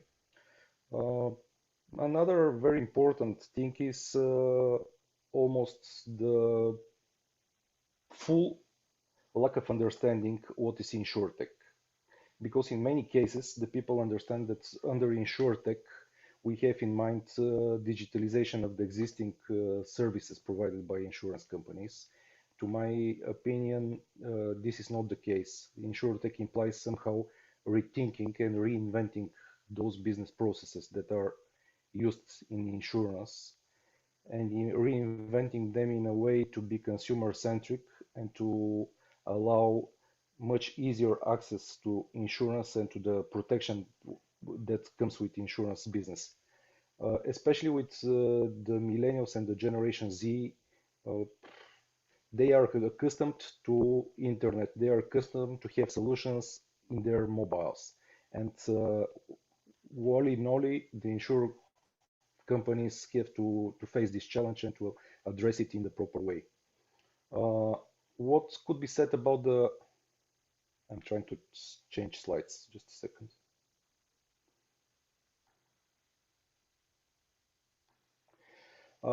When we want to speak a little bit about obstacles from the industry point of view, as I mentioned, there is a lot of lack of understanding about the insurtech. Luckily for the people that are on this side of the insurance idea, digitalization idea, the COVID was one of the main drivers for huge and very fast adoption of digital solutions in insurance. There was even a joke about who is the main driver behind digitalization in insurance.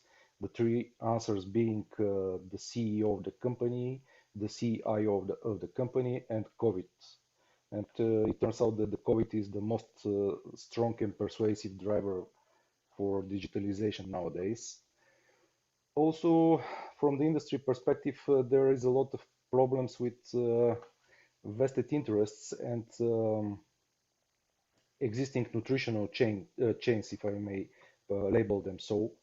Those existing nutritional chains just do not want to be disrupted by digital solutions. So the people in them are doing their best to somehow put a stick in the wheel of progress, if I may use this very old phrase. And this is a very huge problem, especially if you consider our culture here on the Balkans. Also, another huge issue, again, it's industry specific, is the lack of independent management in many insurance companies. I mean, the people who are in charge, especially in those companies that are connected to some sort of mothership outside the Balkan area, they simply lack enough authority to take those strategic decisions to make digital transformation and to face those digital issues that insurtech industry is trying to solve. They neither have the authority nor have the money, nor in many cases they are just not willing to enter this journey. Also, we are facing here on the Balkans a lot of outdated corporate architecture and business processes, as I mentioned, especially in insurance. One industry that you know very well is very stiff and not prone to change. There are a lot of corporate architecture solutions that exist from the 70s and from the 80s. And last but not least, one of the biggest issues in insurance is the burdensome legacy software that is, in many cases, has to be just dumped instead of being trying to be rebuilt from anew. How one can address those challenges if we want to somehow to change the situation here? Our approach in the InsurTech Balkans Hub was trying, first of all, to employ our virtual capital, which was creation of awareness about those InsurTech challenges and digitalization challenges. This awareness raising was especially characteristic in creation of events and publishing activity and so on and so forth. And I'm really happy that I already saw some people from the audience that were witnessing the birth and development of this InsurTech idea. Hello, Alexandra, if you are there, and hello, Klime. So InsurTech Balkan started like an idea in the 2017 with event in Sofia. Then we moved to Skopje in 2019. Then we moved to last year. Actually, we were focused on Belgrade, but for obvious reasons, we were virtual. And today, this year, we again have some hopes, but nobody can predict the future, unfortunately. What we are doing, this is maybe one of the most important focuses of our work. We try to build an InsurTech ecosystem. And in order to have this InsurTech ecosystem, apart from awareness raising, one should try to be able to provide a couple of services with additional value for all that are willing to join this InsurTech journey. And maybe one of the most important thing is to somehow to try to provide financing for these InsurTech ideas that could be developed here on the Balkan area, in the Balkan area, because it's very important to mention that in many cases, the companies here need different solutions from the one that could be provided from outside. As I already mentioned, this industry has its specifics on the Balkans, and so some solutions just cannot be invented outside the Balkans. So we have to develop our own InsurTech ecosystem one way or another, and to help the local insurance business to grow and flourish.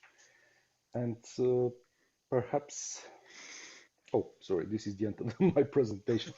I think those are the main things that I wanted to share with you, because frankly speaking, building an InsurTech in a place that is so patchwork-wise as the Balkans is a rather tricky and challenging enterprise. But I believe there is future here, and InsurTech ideas could flourish very well. So this is all that I wanted to share with you. Thank you, Desislav. I'm sure that your journey in the InsurTech's world has still many steps to in its course. It's very true that resistance to change is a reality, not only in the Balkans, but everywhere. But I think that new generations of customers will force the change, because there will be no other option but to adapt to this digital environment and the digital style of making business. I do agree. Well, once again, Desislav will be also in the panel. Please send your questions if you have them on the chat. Mihaela is here to receive them. And now we are going in a little bit different direction, touching that area where technology meets the customer experience, especially in the area of healthcare insurance, which these days is of very high interest. Makoto Okubo, General Manager for International Affairs with Nippon Life Insurance Company, has joined us. Thank you very much, Makoto. Despite the difference in time, you made this effort. And he will talk about a new business paradigm towards SDGs, how AI and technology innovations are changing the customer experience and sustainable healthcare. Makoto, the floor is yours. Good morning, I would say, because I think in your time it's very early in the day. Yeah, thank you very much. Good morning and good afternoon and good night. No, I mean good evening. So I'm very honored to have this opportunity to share my perspective on the new business paradigm towards SDGs. So I'm always delighted to have a friendship with the people in Romania for decades, and I'm very happy to be here today. So I'm a general manager international affairs for Nippon Life Insurance Company, and also in APEC, I chair a working group called APFF Insurance and Retirement Income to promote the insurance companies and pension funds, the long-term institutional investors' roles to develop to support the sustainable, resilient, and inclusive development and growth of the economy. So if you, maybe I can draw your attention to my last name, Okubo, which has 3 characters. O means big, Ku means long-term, Bo means insurance. So I'm Mr. Big Long-Term Insurance, and very happy to represent one of the largest life insurance company in the world. My first name, Makoto, means shining star. So I tend to be more visible at nighttime. I do entertainment. So I'm also a project director for Music for SDGs. This is a project to promote United Nations Sustainable Development Goals through music and entertainment.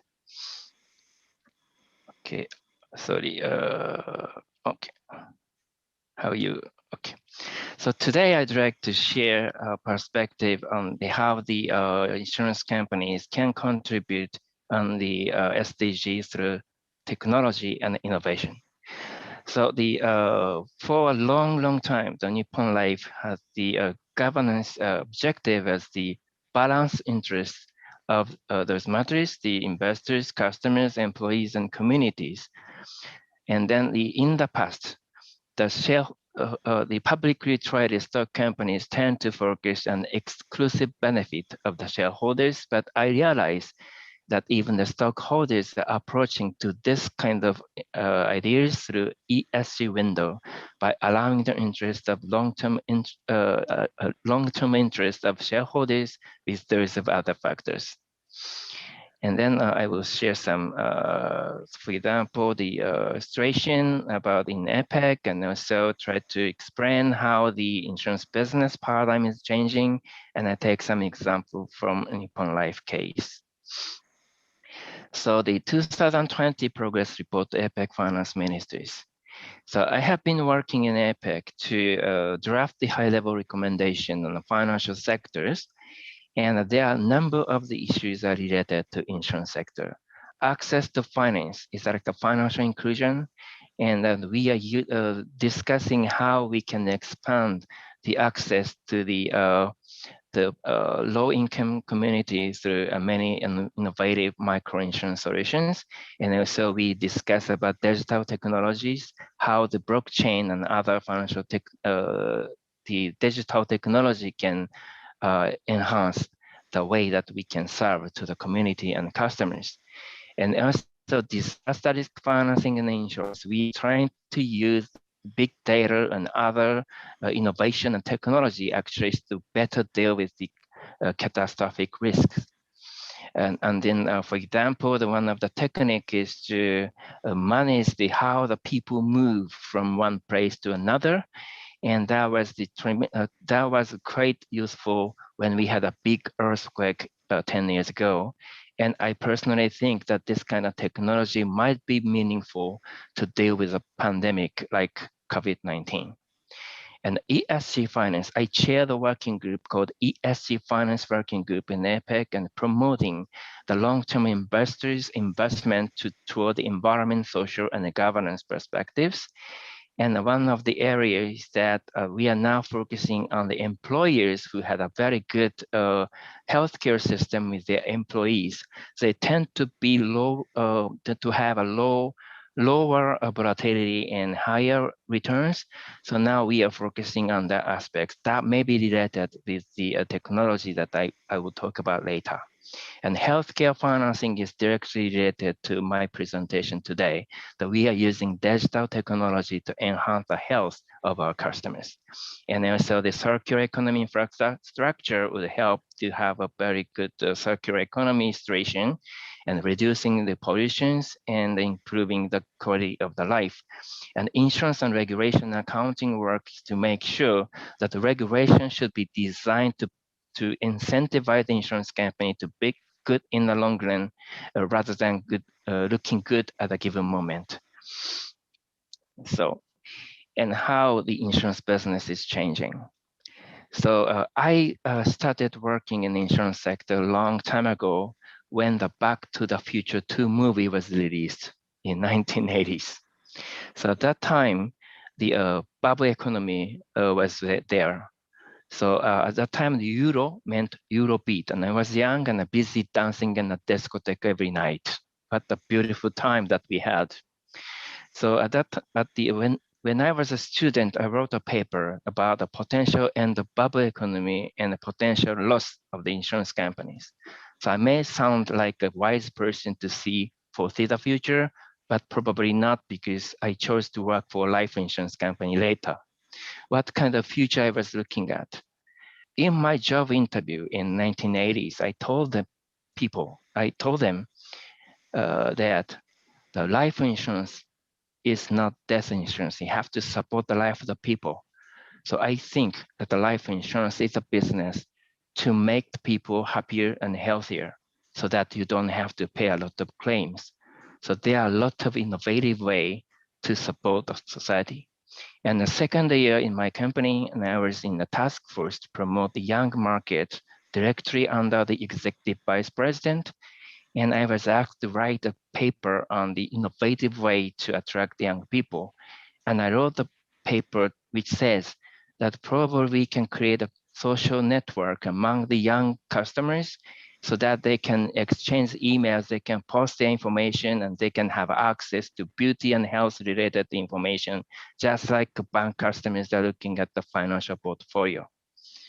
But unfortunately, it didn't happen because it was a kind of Nippon Life type of Facebook.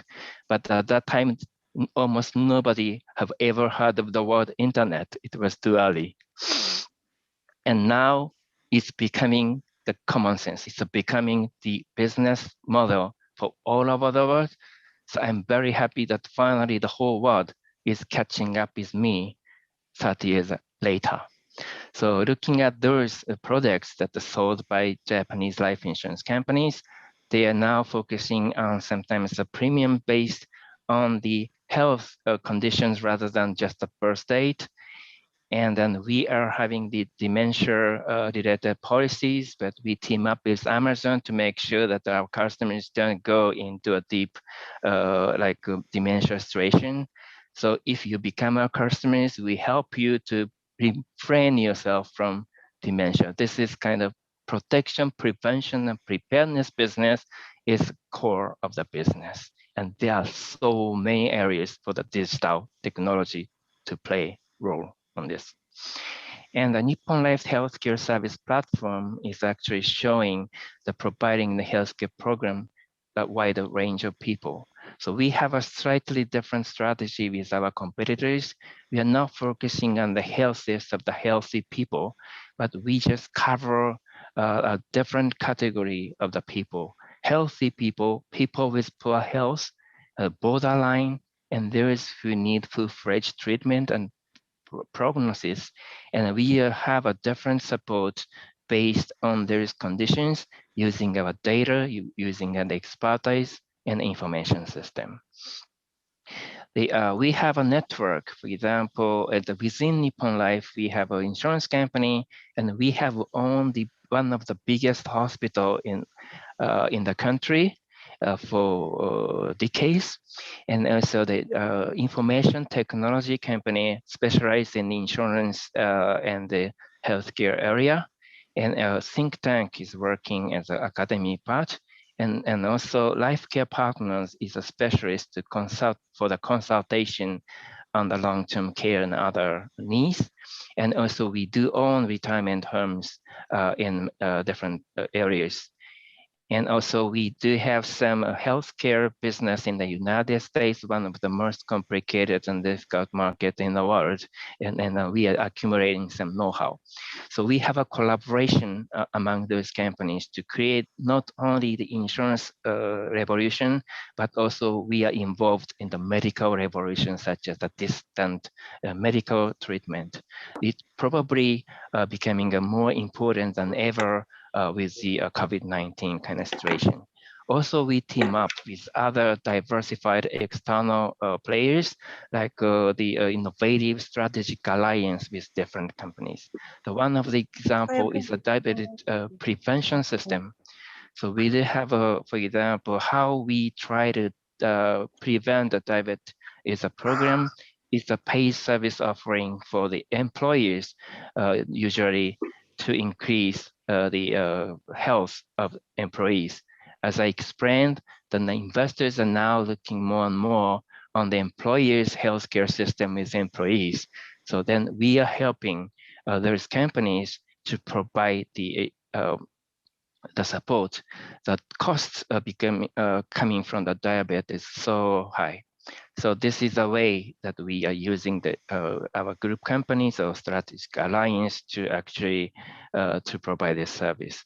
And also we have a wide range of promotion consulting service on this matter. So in many different ways.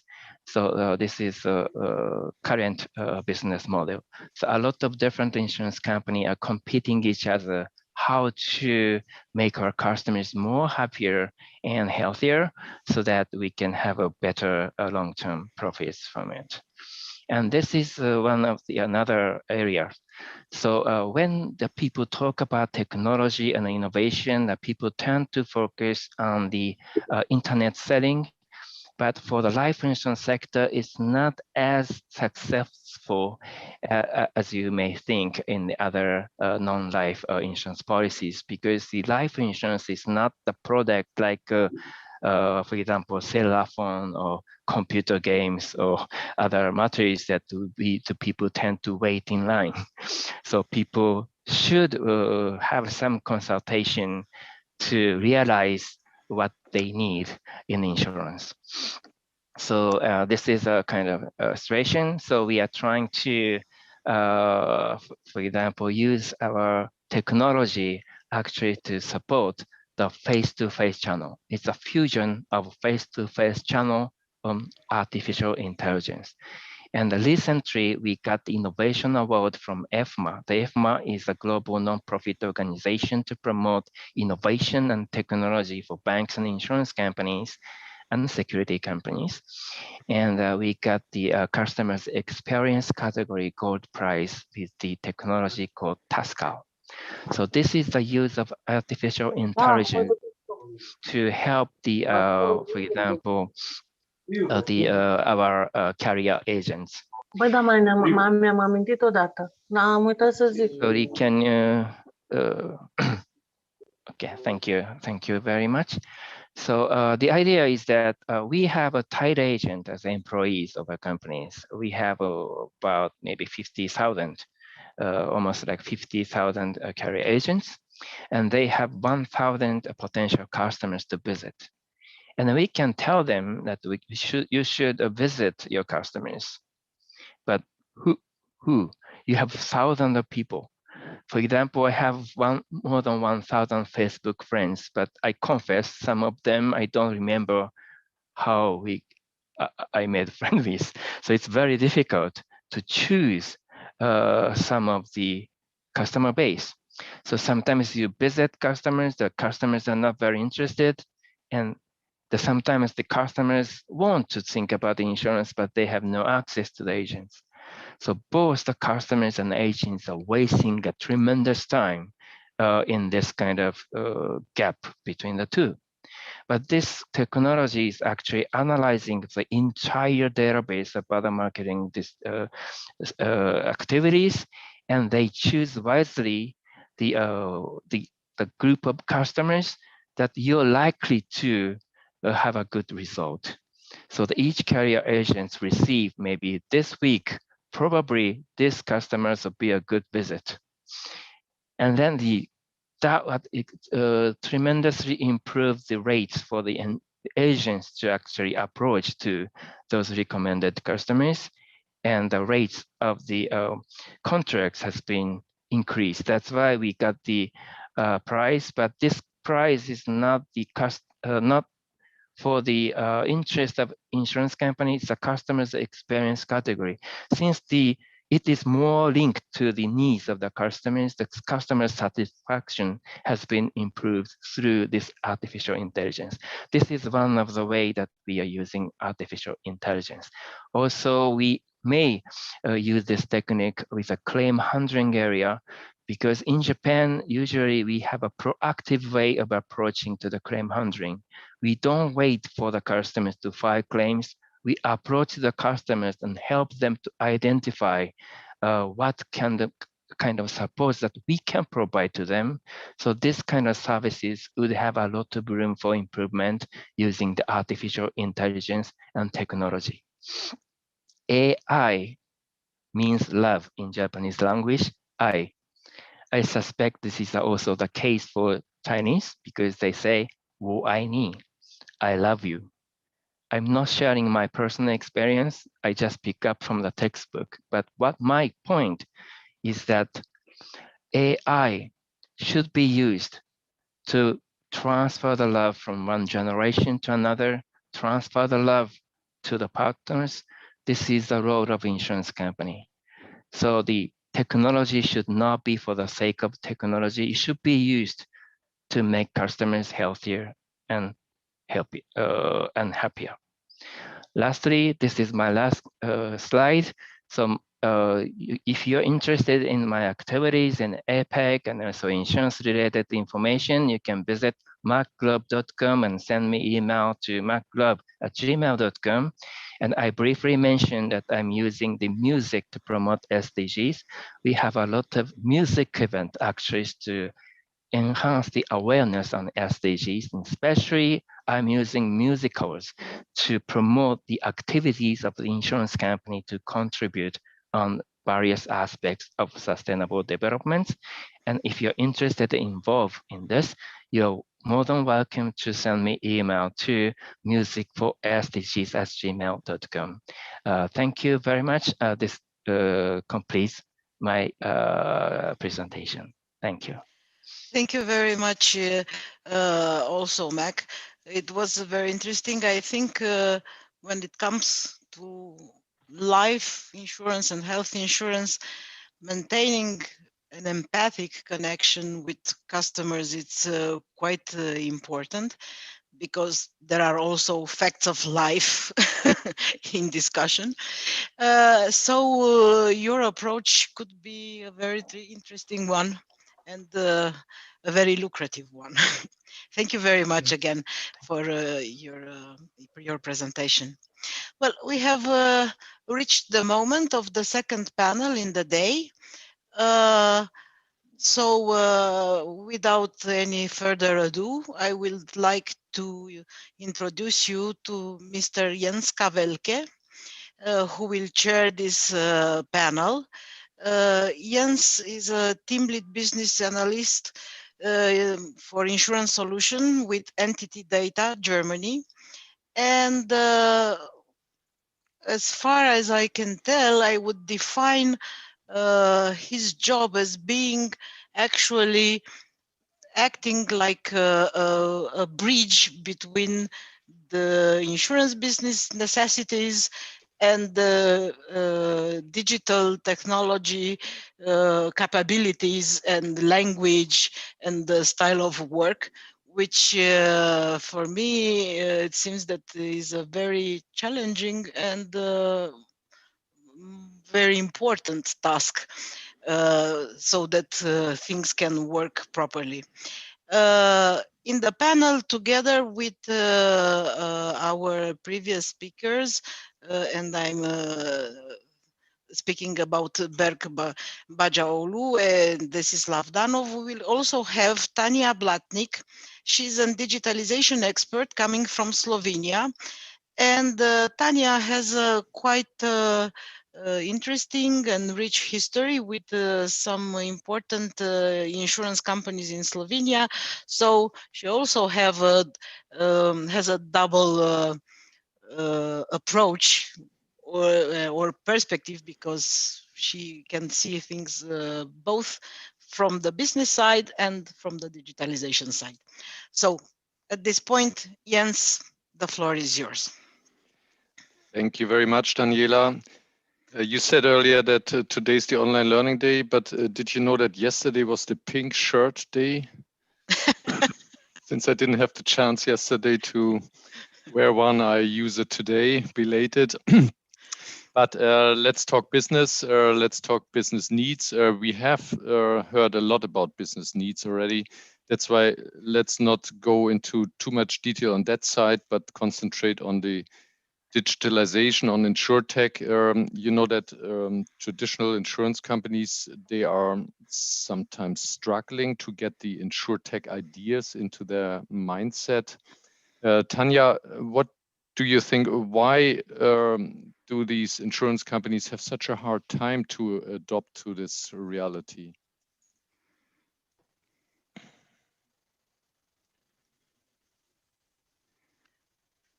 Hi, everybody. Do you hear me okay? Because I do have some sound issues here. You do?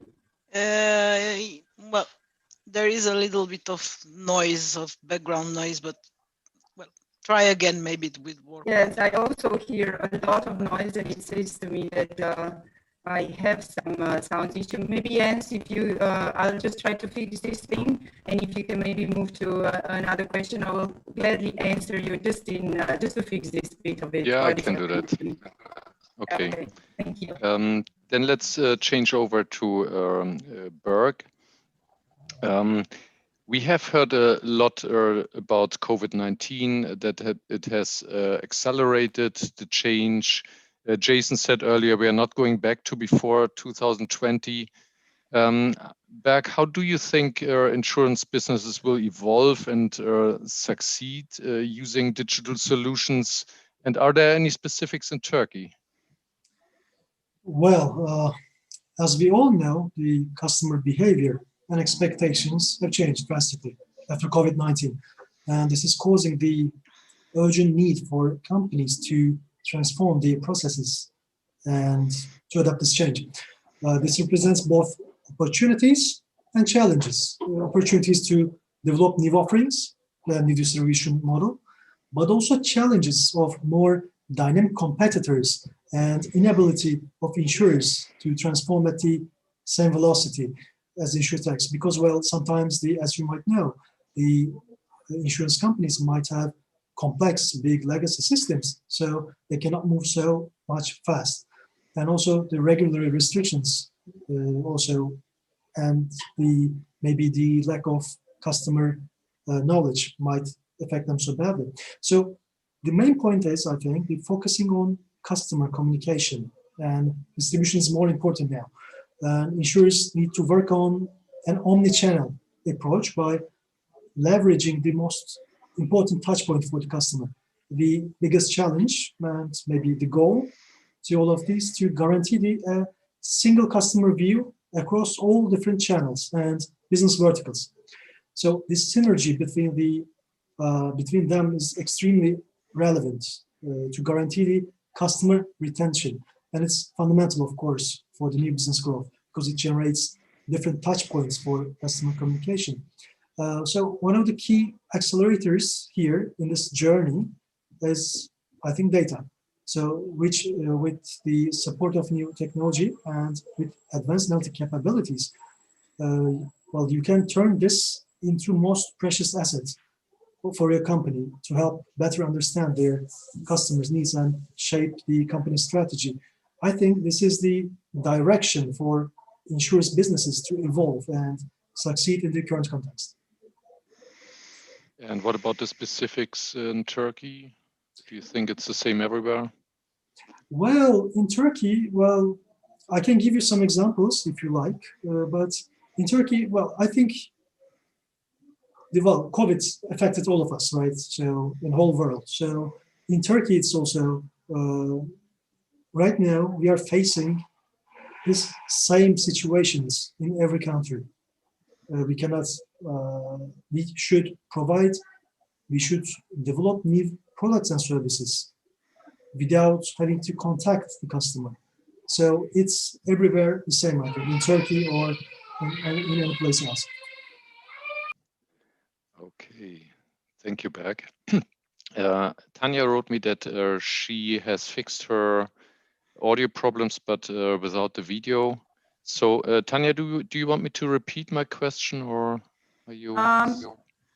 Do you hear me well? I'm just checking. I'm sorry not too bad. Mm-hmm. Okay, good. I'm sorry that you don't hear me. Something is really crashing, I guess, the internet bit here. And it was working quite well before. So if I understand quite well, your question was why the organizations are struggling a bit. Is that kind of what was the idea? Correct, yes. Yes, it is true, because the expectations from the clients, as we heard throughout the whole today's conference, we keep repeating the expectations are higher. The customer expect from us different and simpler products. They expect from us, services that are are fast and that gives you a really simple approach. But I think we all know what kind of processes we have in our organizations, and we all know that when somebody says you have to change this process, you have to change what is happening, inside the company, it doesn't matter the digital or not, we will always struggle. So, when I was working in Slovenia in the insurance company, this is what was the main issue in the company, was how do we put the client and the customer in our workload? How do we change the processes fast? Is it agile or not? I mean, we heard this today. So going from the traditional kind of thinking, and I really love this AI is love.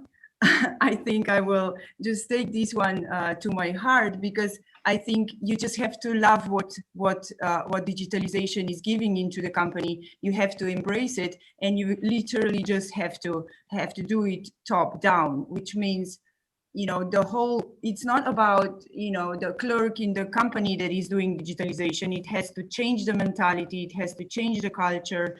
It has to become a really different way of thinking. Like, I'll give you the example that I had, even in the department that I was running, we were talking about how this paper that we're going to send to the client is going to look like, and we were discussing, where to send this paper, and then the question for me was, why don't we just WhatsApp the person? Why don't we just send it via Viber?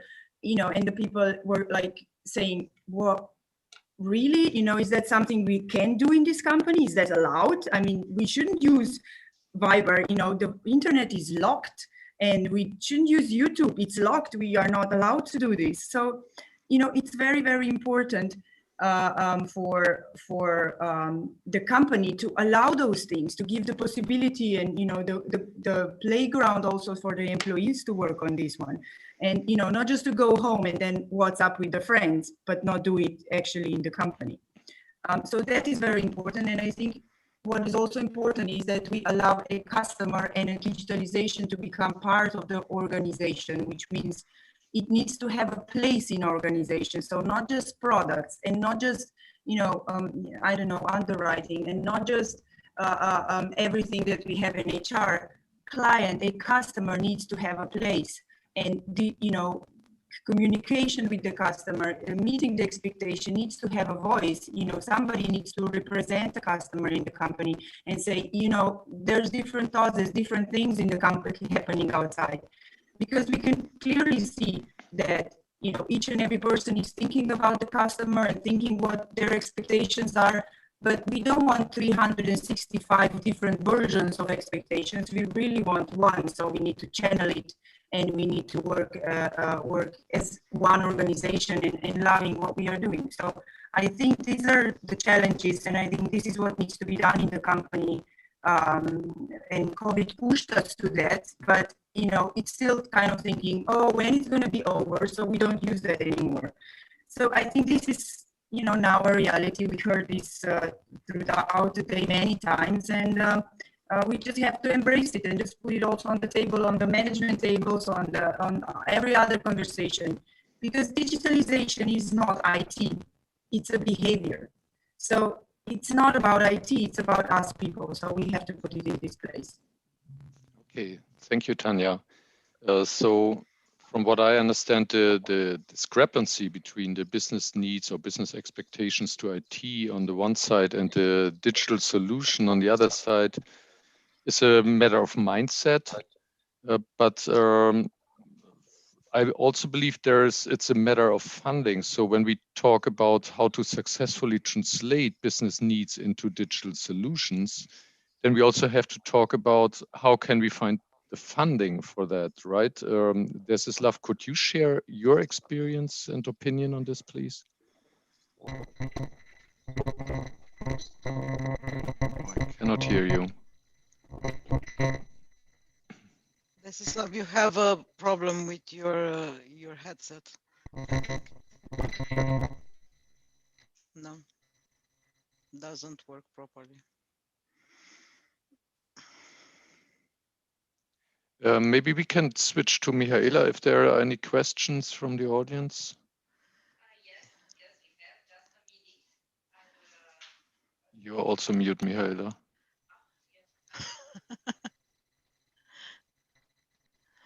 Okay, right away. Hear me? Yeah. Yes, now. Yeah, okay.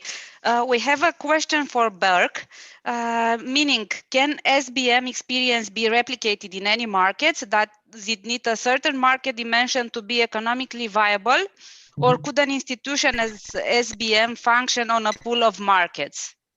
Good question. Well, for the last year, we have been developing about creating the model of SBM and like copying it to other countries, because well, so many countries are coming to us and they are saying it's a value for almost 17, 18 years. It's working in Turkey. It can generate its own, let's say, budget by itself, because we have with the products and services we provide to the sector and with the customers, with the companies, we are also funding ourselves. So it's viable, it's doable. And there are some countries right now, they are consulting us to replicate SBM model to their countries. But the technology is just one side, the technology, and we should we should establish the legislation according to that country. So there should be 3 or 4, let's say, big committees should work, like the organizational committee, like the legal committee, and technology committee, and they should work in hand to hand to establish an SBM model. We have worked for it for last year, and we know how to do it. But well, right now we are talking with other countries to establish that. Finally, when Turkey has an SBM, yes, for sure. Maybe a couple of years later, Germany will have an SBM of its own, Azerbaijan, Romania, etc. So then these data centers should talk to each other. So it will generate a tremendous value. So that's what we aim for in the next 5 years, actually. Okay, we also have a question for Tanya. There are opinions according to which, for many insurers, digitalization meant just translating into digital an analog approach, practically translating analog processes into a digital version, which doesn't follow in reality an actual digital approach. Would you agree? I think that is an excellent saying or excellent, let's say, statement on it. Yes, I agree. I think this is the biggest mistake or biggest fail that companies are doing when they are trying to do the digital way. So the digital way is never same as analog. So the expectations are firstly different, but leave the side expectation is also the flow, the how you talk, how you communicate. So you shouldn't just put the really good examples, for example, are forms. So when you have a form in an analog world, so you have a paper, and then you have the you know, you try to write stuff, and you start writing, you know, what's your name, what's the problem with. So it's just like you have a form, and you finish it, and you sign it, and you give it to somebody to work on it, and of course they have to retype it and all that stuff. When you transform a form, it's a simple thing. When you transform a form on any kind of platform, the first thing is you have to think about, is it the same order? Do I ask a question about who you are first, or I maybe already know who you are because you are online and I can know who you are? Then, you know, it's a question about how are you going to, what kind of questions are you going to ask? Are they going to be the same or not the same? Are you going to follow some kind of, a little bit of different of the process? So you should never do it the same in an analog than in digital world. So that is one thing if you're looking at the customer. And then you have the same thing looking at the processes. So when you introduce an online form, if we stick to that example, you should also change how you are then working with this form in your back offices, because you are not anymore typing in it, you are not anymore doing this stuff, but you do have different challenges. So where this data is going to be stored, how are you going to preserve this data, how are you going to make the GDPR with it, what is going to be the security? So different kind of questions are there that you might not have in an analog world.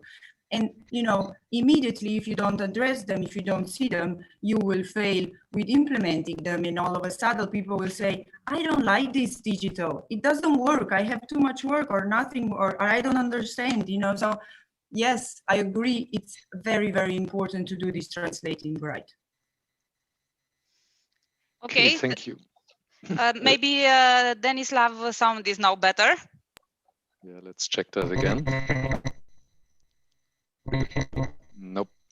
Maybe Denislav, you can turn off your camera and just use the sound like Tanya.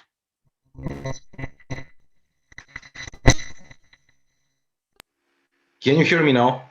Oh yeah, yes, much better. Yes. I think we are flooded with everybody, and they took all the space. Can you hear me now? Is it okay? Yes. This is stuff, you remember the question about yes, the funding? Yes, yep. Yes, I remember it, and I must confess that I would like to start from where Tanya finished. First of all, to me, the biggest issue, the biggest mistake in digitalization of insurance could be to try to digitalize your analogous business processing, because nowadays I'm afraid the consumers are already much more prepared to use digital way of interacting with insurance companies. For example, they are prepared because they use constantly social networks, they use different apps. Many consumers stay on their mobile devices almost the entire day. That's why the consumers are already ready to adopt digital insurance. The problem is with the insurance companies and insurance providers themselves. And I think I already saw a couple of examples of insurance companies that have realized this issue. They have realized how hard will be to turn around their existing business. So they start their own startup companies, fully digitalized insurance providers, and later on they somehow allow those startups to obtain bigger chunk of their existing business, one pace at a time. Similar things already happened in the banking industry in the last maybe 10 years. So it's now turned for the insurance companies to try this model. And speaking of innovation and financing of innovation, if we take, for example, the Balkans, it's pretty hard here because there are a couple of sources for financing. One of the biggest source is, of course, EU funding. But unfortunately, EU funding is not industry specific. It's not industry related very much. and it's not targeted to this insurance vertical. I think it's the role of the existing insurance companies to put some money and to put some expertise in the startup insurtech industry is very crucial, because without the support of the local companies, without the support of the existing insurance industry across the Balkans, developing of insurtech is it's not causa perduta, but in a way it will be much more hard compared to the scenario when insurance companies are involved in this process of development. So I think that their role is crucial in not only financing, but also giving opportunities of the insurtech companies to grow and later on to enter the market. Okay, thank you very much, Desislav. Mihaela, do we have another question from the audience? We can't hear you.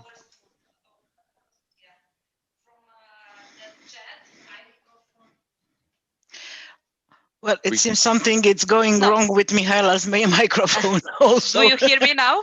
Do you hear me now? Yes, Yeah. now we can hear you. Okay. That was all from the chat for the moment. We are still waiting for the questions, and our speaker can answer to them on the chat.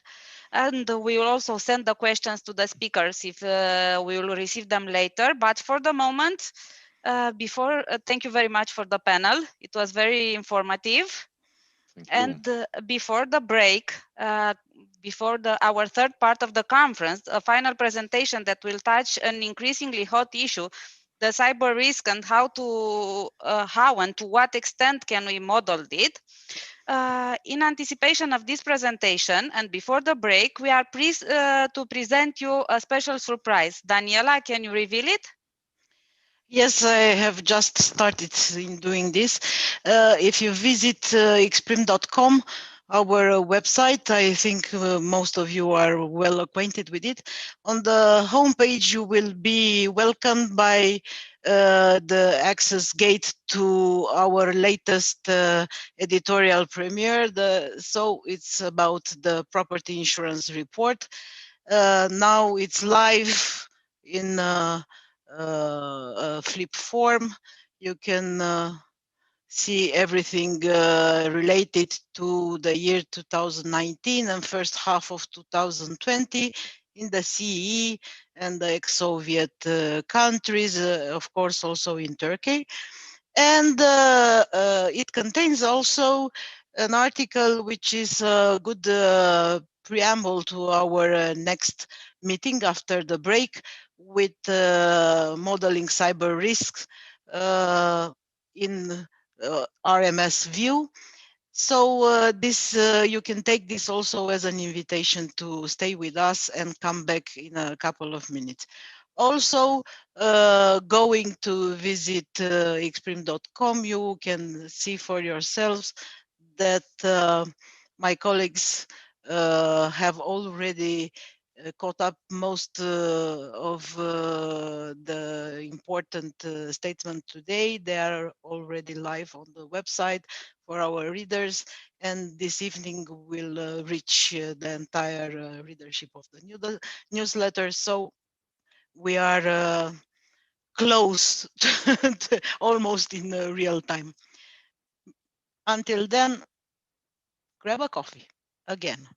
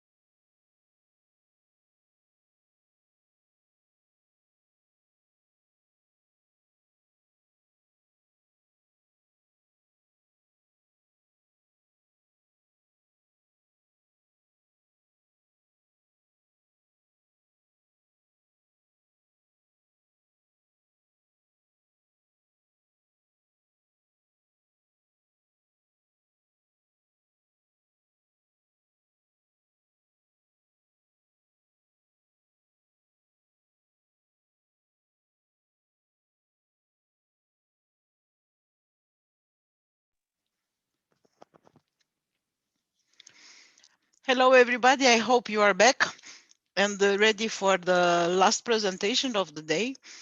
As we have already said, we will change a little bit the area of interest, going towards the cyber risks, and not only the risk themselves, but the methods available to measure and estimate them. And our next speaker is Matt Harrison, Cyber Product Manager at RMS. No need to present who RMS is. And together with his colleague Laurent Marasco, Matt has authored a very interesting article that I have showed you before the break. You can find it in the property report. And today we'll address likely the same topic. We'll develop it for you live, and I'm sure that it will be very interesting. And also, I hope you will have questions and take the opportunity to find out more details. Matt, the floor is yours, please. Thank you very much. Yeah, we've just got a quick slide deck here today to talk about modeling cyber risks. I think, as you know, it's been clear, the presentations today have been about the sort of digitization of the insurance industry, whereas I suppose I'm thinking of what does the digitization of everyone else do to insurance risk. So here we're thinking about kind of understanding three different areas around that.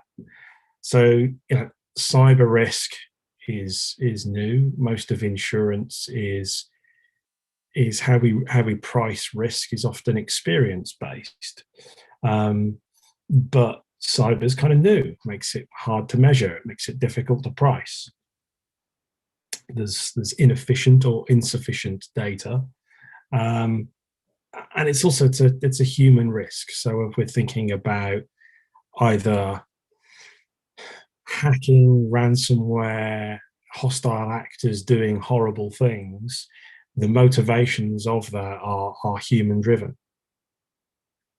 So I suppose, what do we mean? I mean, firstly, I think I've been working on cyber risk in insurance for about 6 or 7 years, and I've never come across any good definition. So my first kind of point is always never to try and define cyber risk, because every time I try and do it, no one ever agrees on it. But broadly, we're talking about the risks that our clients face associated with IT and computers and how they interact with the world. There's clearly a big difference between this cyber risk in insurance and cyber insurance. Cyber insurance, you know, it's a kind of a new product that seeks to affirmatively cover cyber risk. This is, you know, historically was the sort of very US-centric coverage due to data breach notification laws, things like GDPR. Obviously, it wasn't GDPR in the US, that was kind of done at a state level, but obviously it's kind of evolved to provide corporate coverage to things like ransomware attacks. But the other element is very much the, you know, what some have labeled as silent cyber. So the uncertainty in coverage about how IT risk can result in losses to traditional lines of business, whether that be property lines, liability lines, you know, usually at the corporate level, but it doesn't mean that, you know, anything from health to auto can be impacted by how IT changes the world that we live in.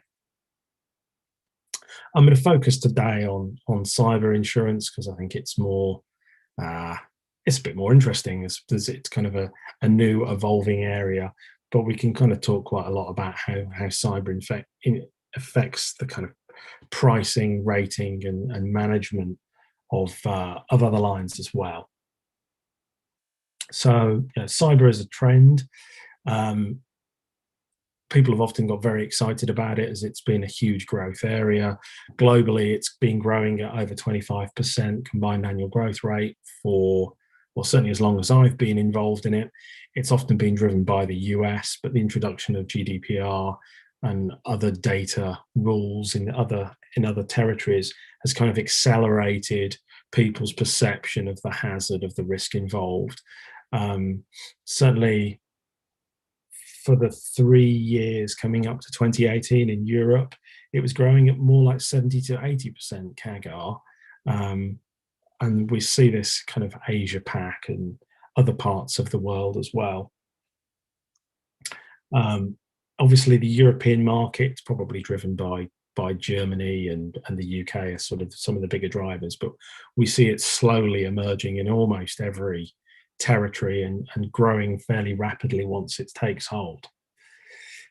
So why is it hard to measure, difficult to price? You know, some of this is pretty obvious, right? There's a lack of historical data. We as I said before, we think about pricing insurance risk typically on experience. We look at the history that we've got, we relate that to the premiums that we've write and adjust our premiums accordingly. But this is new, and it's emerging, it's changing. There's a lack of stability in the hazard, so it keeps on evolving.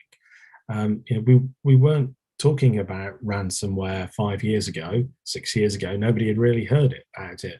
Whereas on a kind of an IT security or a cyber insurance lens, it's the first subject that comes to mind.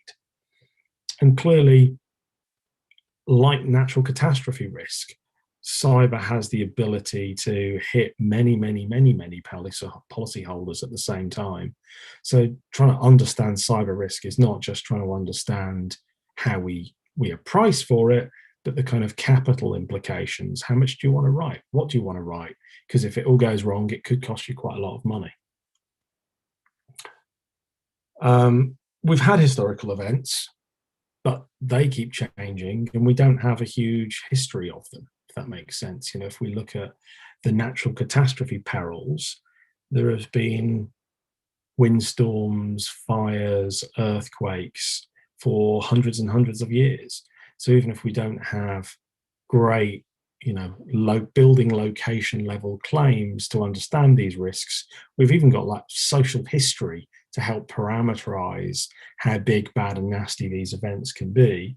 But cyber's kind of a bit newer than that. You know, the one that we probably talk about almost to the point of extreme boredom is WannaCry, which in a way, you know, was a horrendous event. It impacted many companies. You know, it was based on outdated Windows XP machines.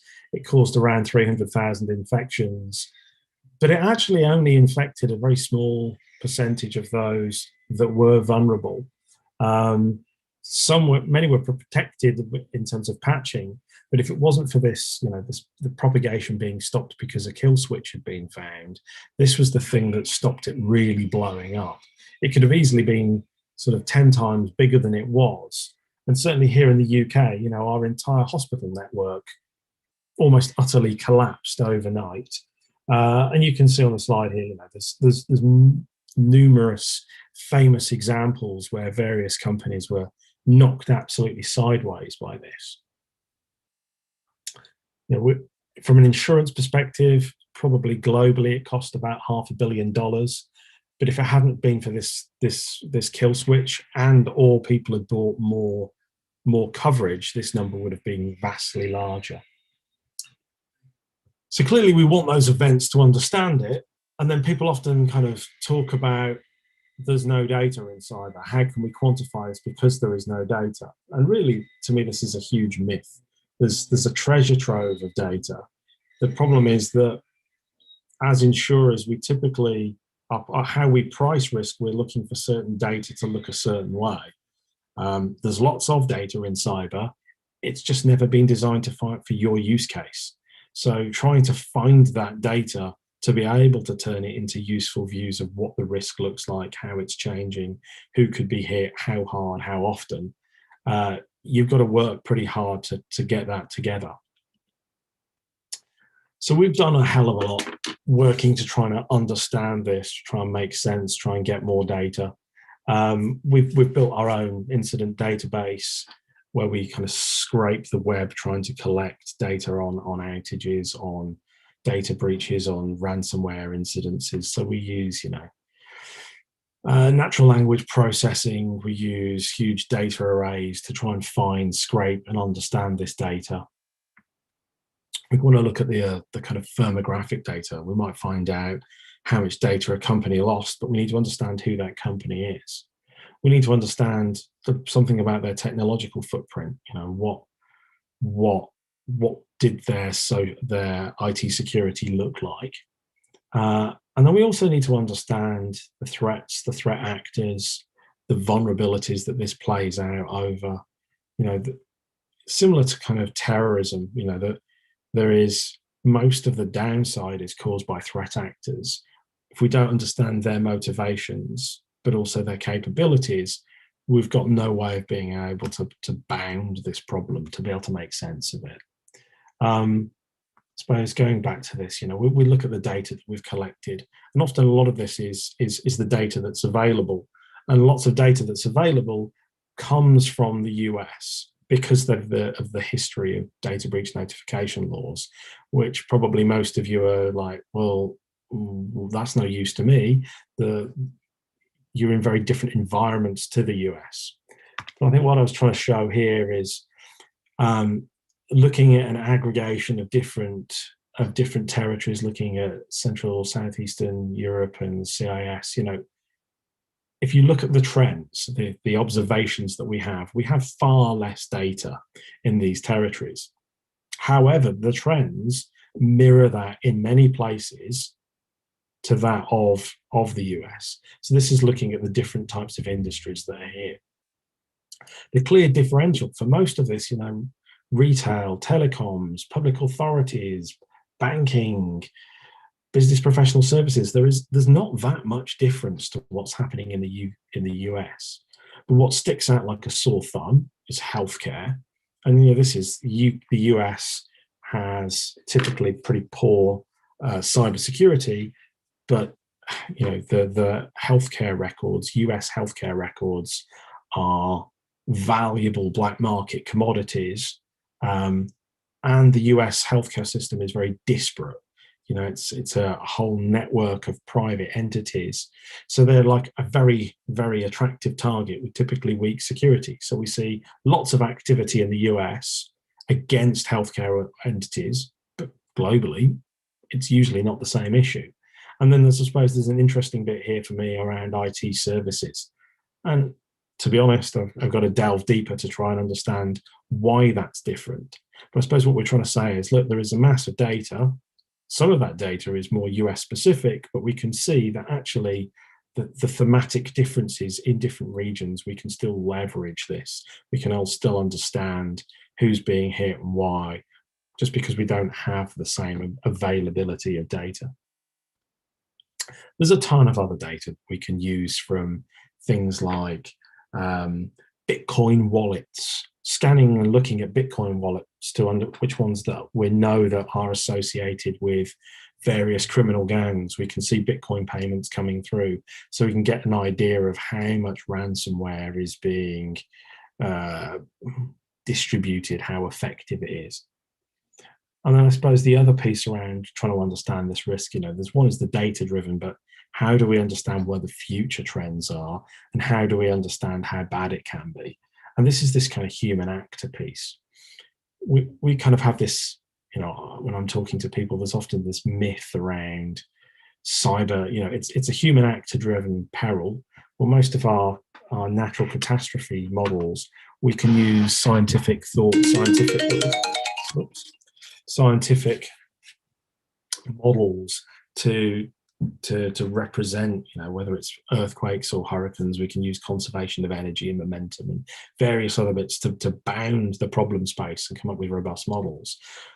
In cyber, the threat actor is a human one, but the truth is that there is still lots we can do to understand this. It's not a one-off thing. You know, some of it we've got to, as I say, we've got to think about that threat actor. So if we were looking at, you know, the threat actor space, so this is kind of looking at which threat actors are looking at which threat actors target which industries, which countries. Now we obviously look at this in terms of, you know, this is a vastly complex picture, but we clearly, some of these threat actors have different targets in terms of the industries they focus on. So we can sort of build up a picture of who's trying to do what to who, what does this imply to how bad things can happen, what are their motivations, what are they trying to do.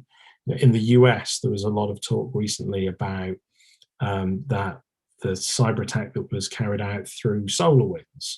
Now, the threat actor group that's been associated with that has, their typical thing that they try to do is political interference, political intervention, and stealing of political secrets.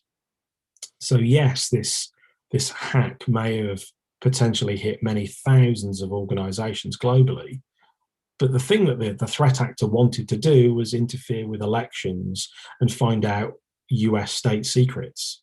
So the likelihood of it causing large insurable losses is very small, because the threat actor's motivation wasn't to go and steal money. It wasn't to cause harm to lots of different insurable industries. It was a politically motivated piece. So by understanding who these threat actors are, what their capabilities are, and who they want to target, we can really start to bound this problem and say, this isn't possible, this isn't going to cost the insurance industry, this is an insurable problem. And obviously, when we're looking at these countries, we then need to think about what assets, what exposure is out there, what's the laws, what's the litigation, what does insurance look like to be able to make this a more quantifiable risk. Here we're kind of just trying to look at, this is I suppose we talk a lot at RMS of, we've built lots of models for different things, and we should kind of learn from the other things that we've built. So we've built pandemic models over the years. If we're looking at the spread of wide-scale ransomware, it can, some of this sort of wormable ransomware like WannaCry, it followed a pandemic procedural model. So we can use modeling around pandemic spread to understand how big these events can be. And we see that, I'm not sure how much all of your media is banged on in the same way it has in the UK, but there's been a lot of talk around in COVID around herd immunity. And we start to see this in cyber. If there isn't, if the vulnerabilities aren't there, you can't have massive viral spread, because there just aren't enough systems for you to infect, for you to be able to populate and leap from one host to the other. We've done a whole bunch of other work around sort of counterfactual analysis. So this is sort of taking near misses.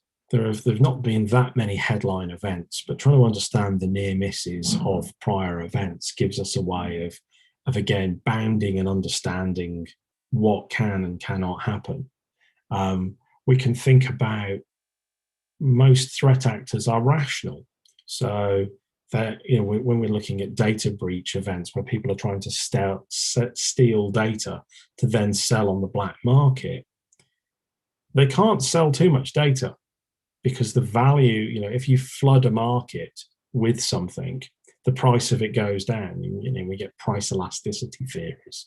So we can start to bound other problems about, we're not going to see a data breach event where tens of thousands of companies all have their data stolen in the same time period, because the criminals can't efficiently sell it. The more they steal, the lower the ROE goes down, the less return they make on it. So, and because people are logical, they might have different desires and constraints than we do, but they will still do things in a logical fashion. So again, we can start to come up to boundings of it. I can't want to kind of wrap up, because I know it's probably been a long day, and I always like to try and save some time for questions. But I suppose, really just to summarize what we've tried to quickly rattle through. Cyber risk, we think we talk about it being hard to measure and difficult to price, but we have data, we have models out there.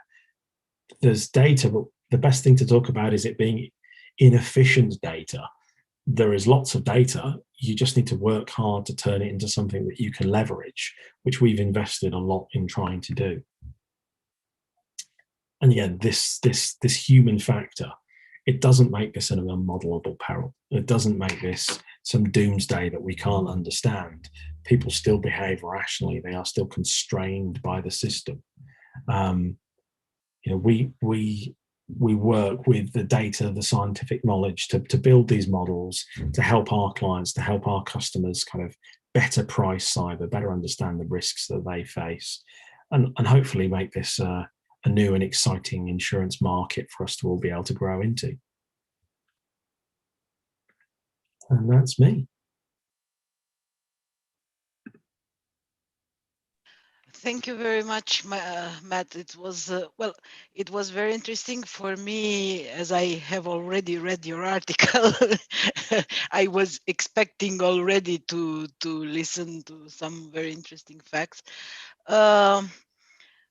Do we have questions, Mihaela? Yes, we have a question for Matt coming from Mark. And the question is like this: major insurance events are often described as a perfect storm when several factors are combined so that their combined effect lead to a big event. What would you say that the same goes for cyber risk? For example, a combination of imperfect cyber protection system, human error, and negligence. Thank you. Yeah, I think it's a pretty reasonable statement to make, but again, it depends on, as you say, whether this is a major event or not. The SolarWinds attack, I obviously, I don't know how much everyone knows. I spend my time thinking and working in the kind of cyber threats. What are these big events that happened? This is a big software provider that their systems were compromised, and their installation process was hijacked by a threat actor who distributed their nasty into the supply chain, so it hit all their companies downstream of it.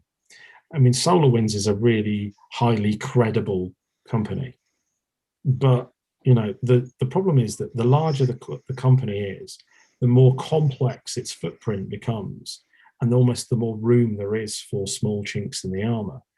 The perception in the market is that the SolarWinds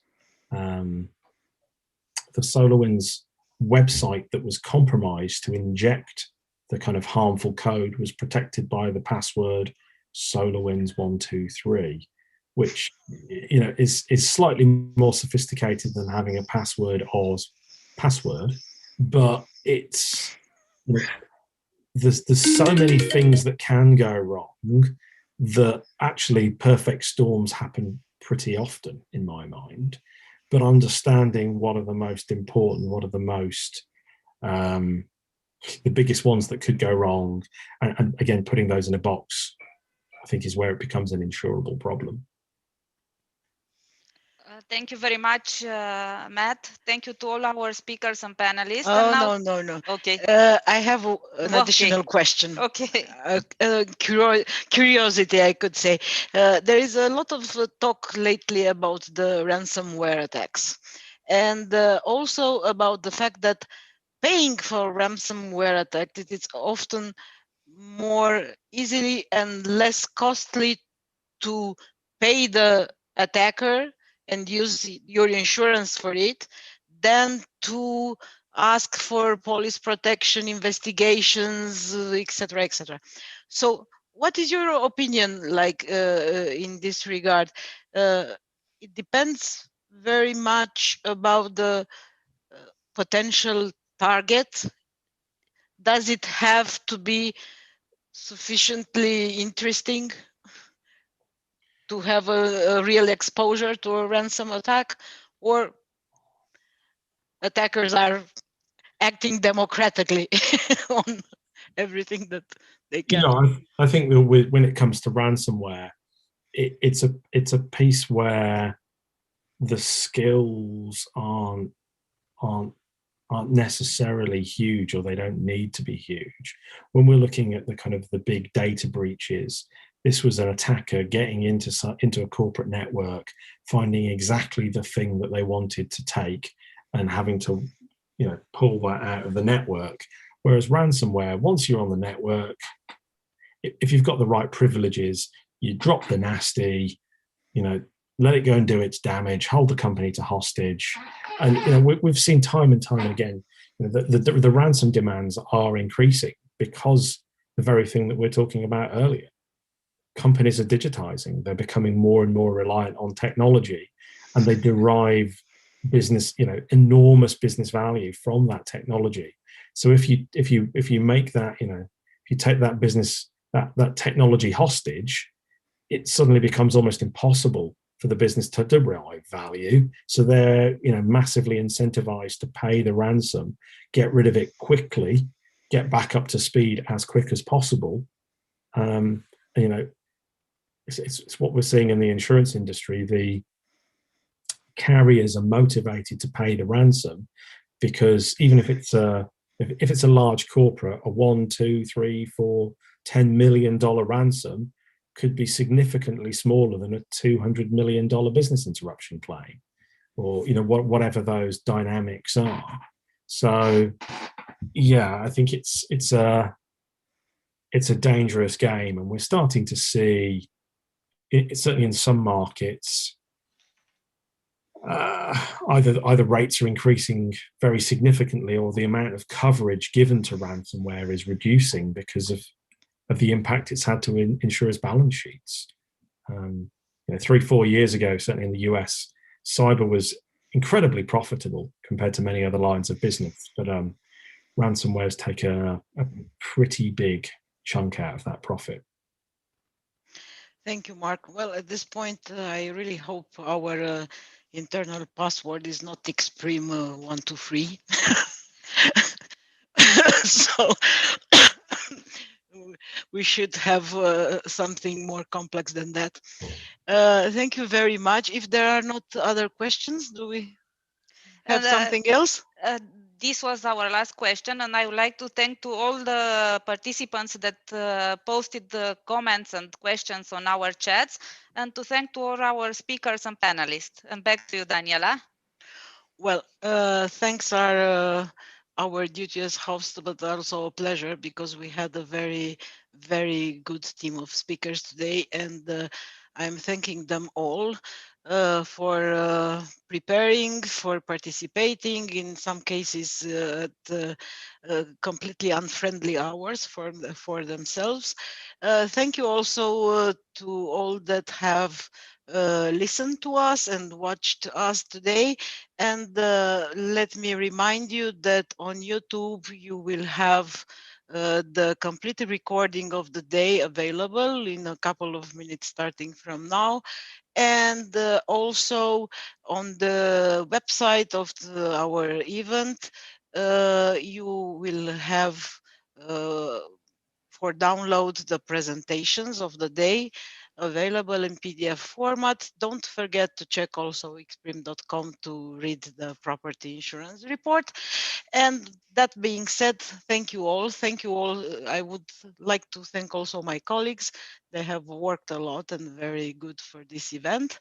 And hope to see you soon to another event, online or hybrid or live. Anyway, it will be a pleasure. Goodbye. Goodbye.